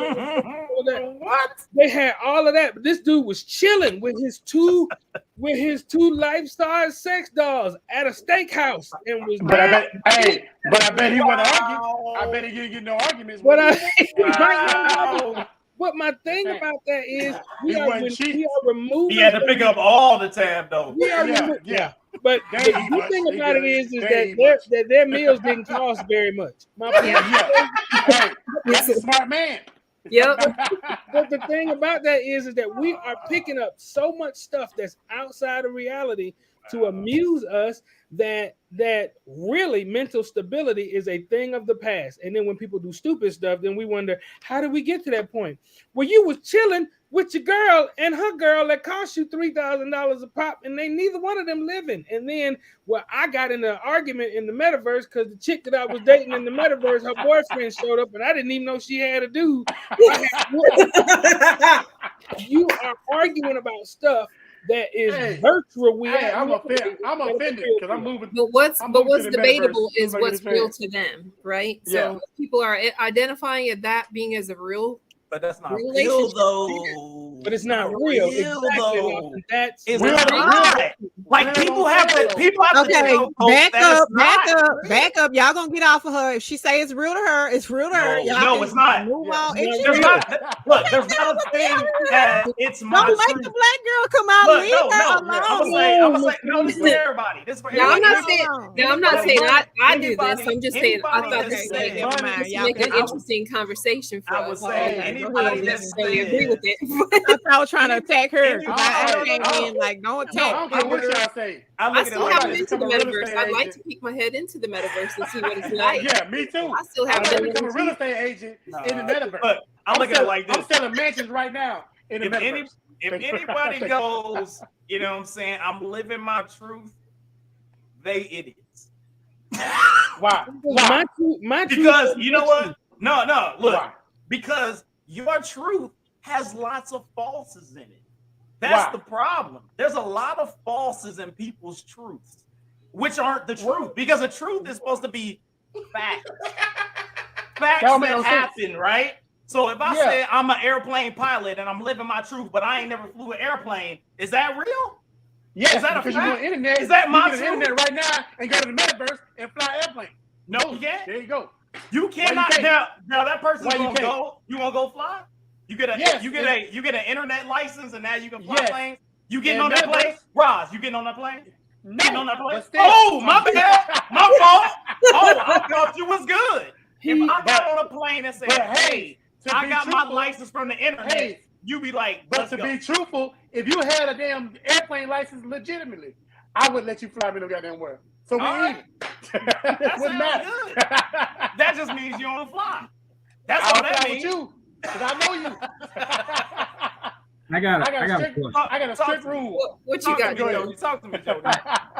I got a question, right? Yes. So before I say this, the views and comments of me does not reflect anybody else in this podcast. Okay. That's why we got you on the podcast. Hey, these are my views and my views only. So if you got a problem with it, you holler at me 8:00 on Wednesdays. I bring you on camera. We can debate it. So when you say living your truth, right? So what about the transgender people that identify as a whole different sex and they want me to accept them for the sex that they are? But like, how the hell you want me to accept you for being a woman and you're a man and you couldn't even accept your damn self as the person you was born? Well, it's been real, guys. I'm gonna go ahead and log out. Y'all have a good night. But how you want acceptance? Like you literally were born. Don't you got another show to go to? He said, all right. So nice hanging out with y'all. Peace good out. Night. I got your back in the comments, girl. Hey, have a good one. Have a good night. Thanks for showing up. But like, how you want me to accept you as the person that you think you are, but you can't even accept yourself as the person that you was born? It's like when did we get to a point where your sex is not a fucking opinion? It's a fact. It's what you was born. How do you know you're a woman? Because you have a vagina. How do you know you're a man? Because you were born with a penis and two nuts. Like, that's not an opinion, my fool. That's a fact. It is right there, hard proof. You are a man. You are an XY chromosome. Like, I don't understand what it is that there is debate. And you sit here and you try to debate this. And I don't care what anybody say. We sit here for years and clown Chris Bosh for being zesty. Whole time it was Dwayne Wade and his little ugly ass daughter that was zesty around the goddamn league. Like, I don't understand what we talking about. Okay? I was actually invited out to this thing. Talk to us, Melissa. Come on, give us some insight. I was actually invited to this little event. One of my friends, she invited me to this event downtown in our area. when I was at home. My home is in Phoenix City, Alabama, but I actually work in Birmingham, Alabama at the VA hospital here. But right where we were hanging out at is right at the Georgia-Bama line. And it's the South. Okay. So it was the neatest thing that I ever been invited to. And I have my own viewpoints on certain things like that, like you just brought up, Jody, about the transgender thing. Now, I was raised Catholic in the Catholic Church, very traditional and things like that. And I was at this event that was, at first, I heard drag show and there's going to be kids there. Immediately, my mind went, hell no, there's going to be kids there? We ain't doing that. What's going on? I don't know about there being little people there is there going to be drinking and stuff like that is what I was thinking. And automatically my judgments went up, right? Well, what I didn't realize when I got there, and I'm talking little kids who don't quite identify with the sex that they were born into. Little girls, little boys, probably like 5, 7, little kids. And this event was thrown by a church. Okay. And it was downtown representing the LGBTQ plus, and they had little knickknacks for sale, nachos, burgers, hot dogs, things of that nature as a fundraiser.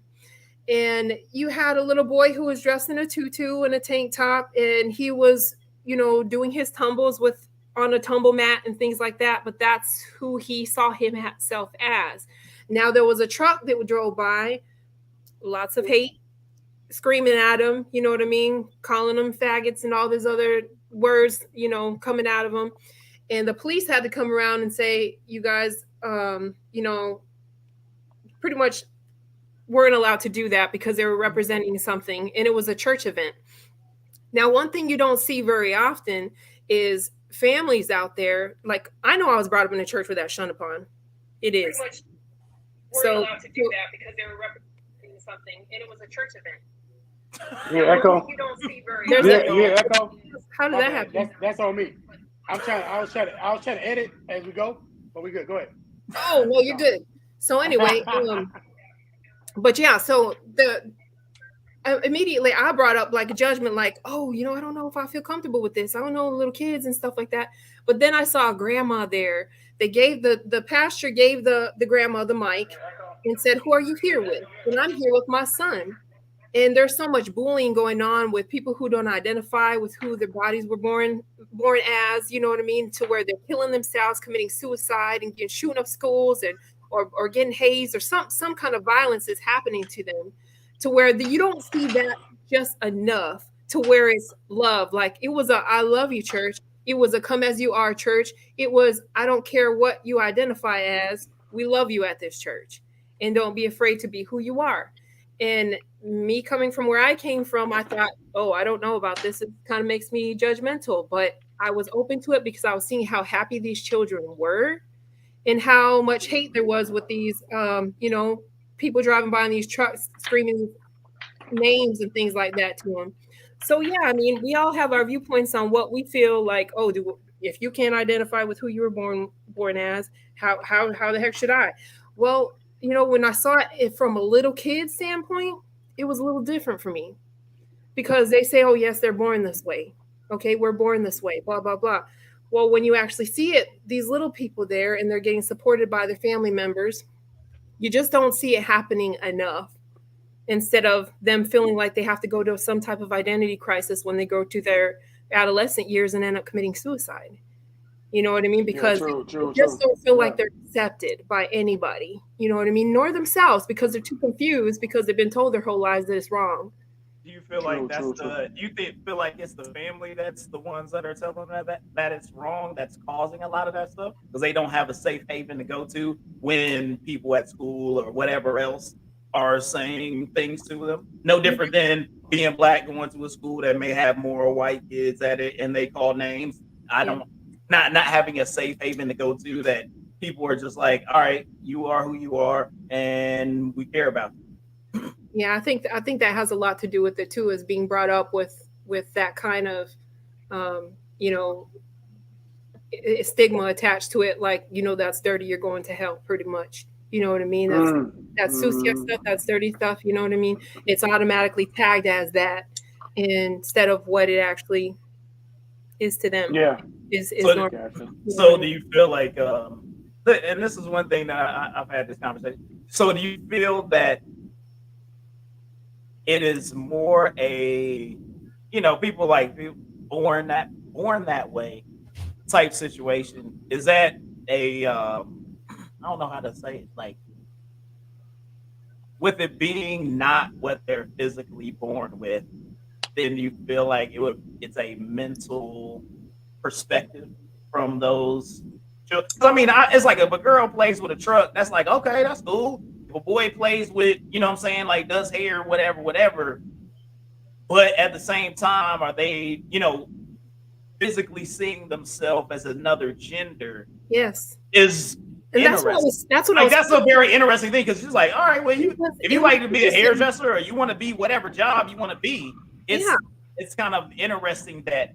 And I guess I gave myself a reality check there, and I had to humble myself because I was looking at it from a different aspect. Like, no, we ain't doing that. Not with no kids around. No, we ain't going to this little event thing. But when I saw these little children, how happy they are, free, just tumbling on his mat, doing his thing. Little girls, little boys, comfortable in their own skin and happy. Who am I to say that that's wrong? Who am I to tell that little person that, no, you're dirty, you're wrong for being that way because you can't even decide? No, that's wrong for me to think that. And part of me was going into that a bit judgmental. So I appreciate my friend Jennifer Cortez for inviting me to that, because it opened up my mind to something different. And it was religious. It was a church. And I was like, well, you don't see that very often. Yeah. So I don't think that. Here's the way I feel about that. I don't think that just because, for instance, and I don't know what all was there at this particular gathering or whatever, but just because a boy wants to tumble, that doesn't speak to his sexuality or something, or his personality or gender identity or any of that, or just because it wasn't that long ago that very many men were doing the jobs of like cooks. They were like executive chef, but they weren't cooking, and they weren't like nurses. It wasn't a real popular thing to be. Yeah. It was seen as feminine actual jobs and situations. Right. That didn't speak to their sexuality or their gender identities at all. I'm simply stating that whoever a person develops into, and again, I'm going counselor for me. There's been a couple of major situations that I've actually seen. In the cases that I've seen, most of them, not all, but a lot of the cases that I've seen where young people have identified as homosexual or whatever, about 80% of those cases were children who had been sexually abused at some point. Number one. Number two, there may be situations where there's a lack of certain types of guidance. And then today, a lot of what we see is a whole bunch of folks a whole bunch of families who are coming up as families that are in homosexual type relationships, marriages, whatever it is.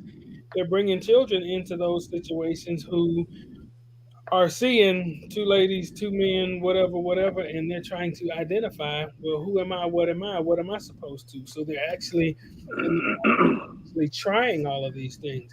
That does not say that these young people were born this way, because and scientifically, you have seen people who were born with one sexual organ, but they've had major issues that have even led to like cancerous in situations because of an extremely high amount of estrogen that a male was born with or whatever.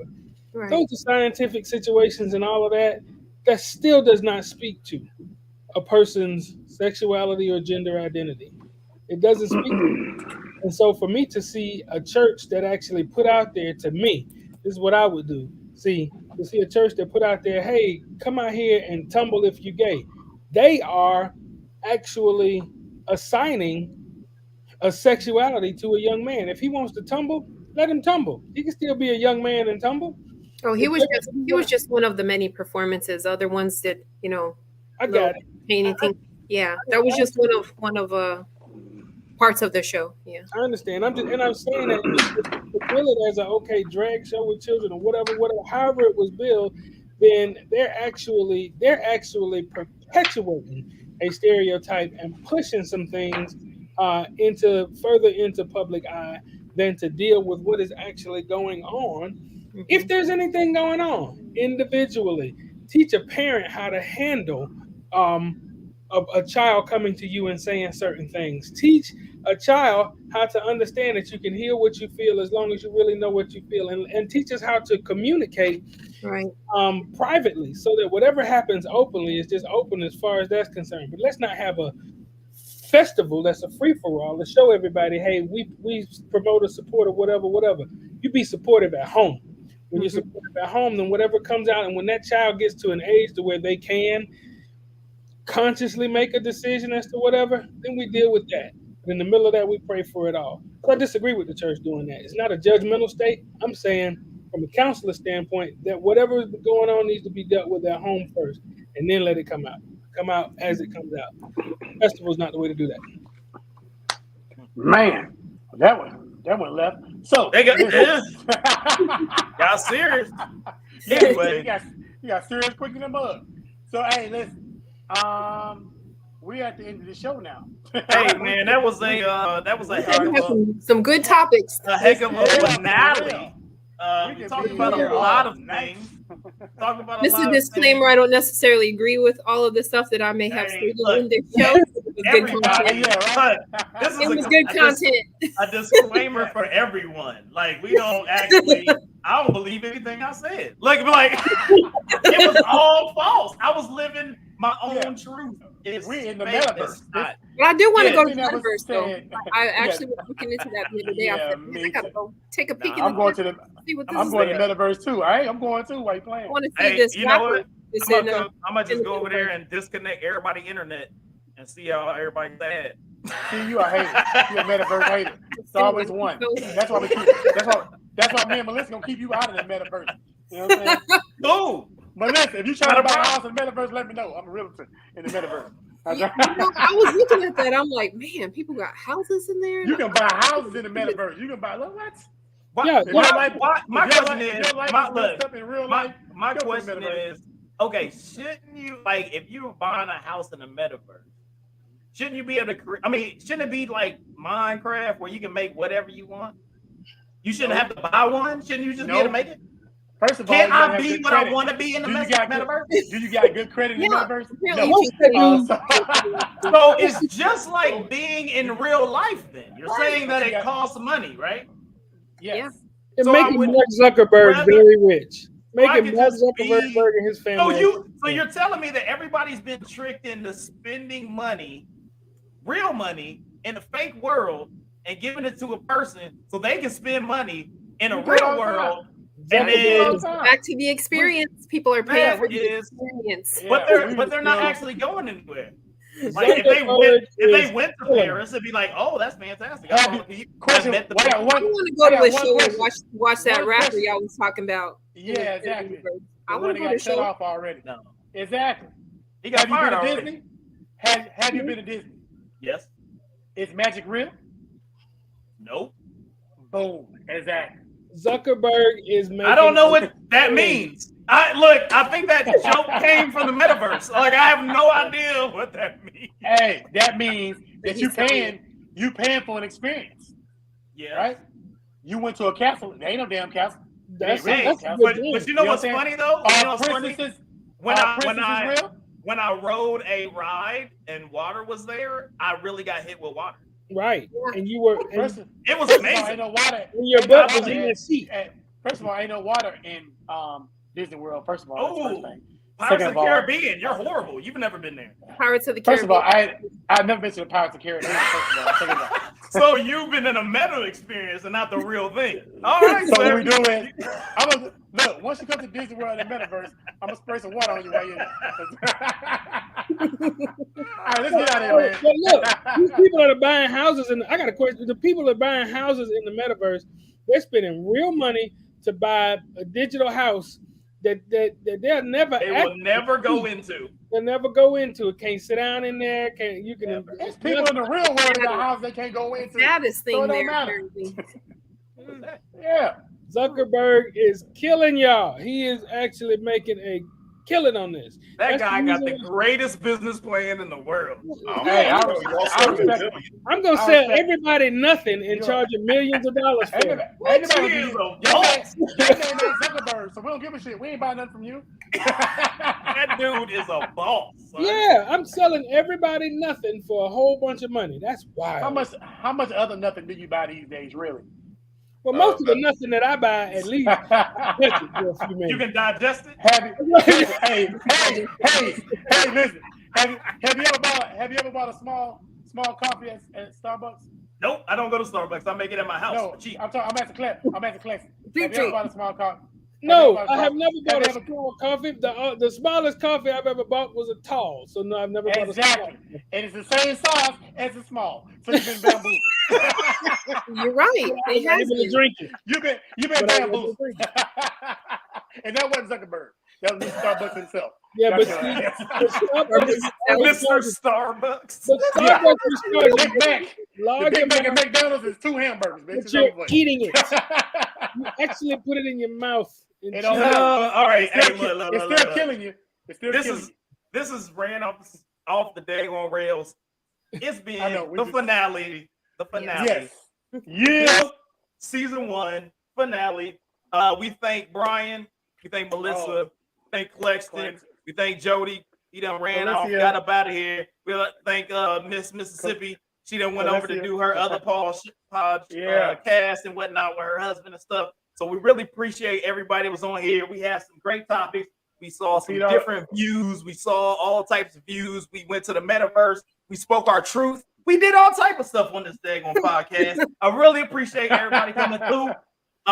Looking at 2 weeks from now, we're looking at starting season 2. There may be some significant changes in here. We're gonna look at reformatting. We're looking at trying to do some other things and changing up some stuff a little bit. So in 2 weeks, so 2 Sundays from today, we're gonna be beginning it. I'm still debating if we're gonna switch up the song and all that other good stuff. So we're working on that stuff. So it's gonna be a great time.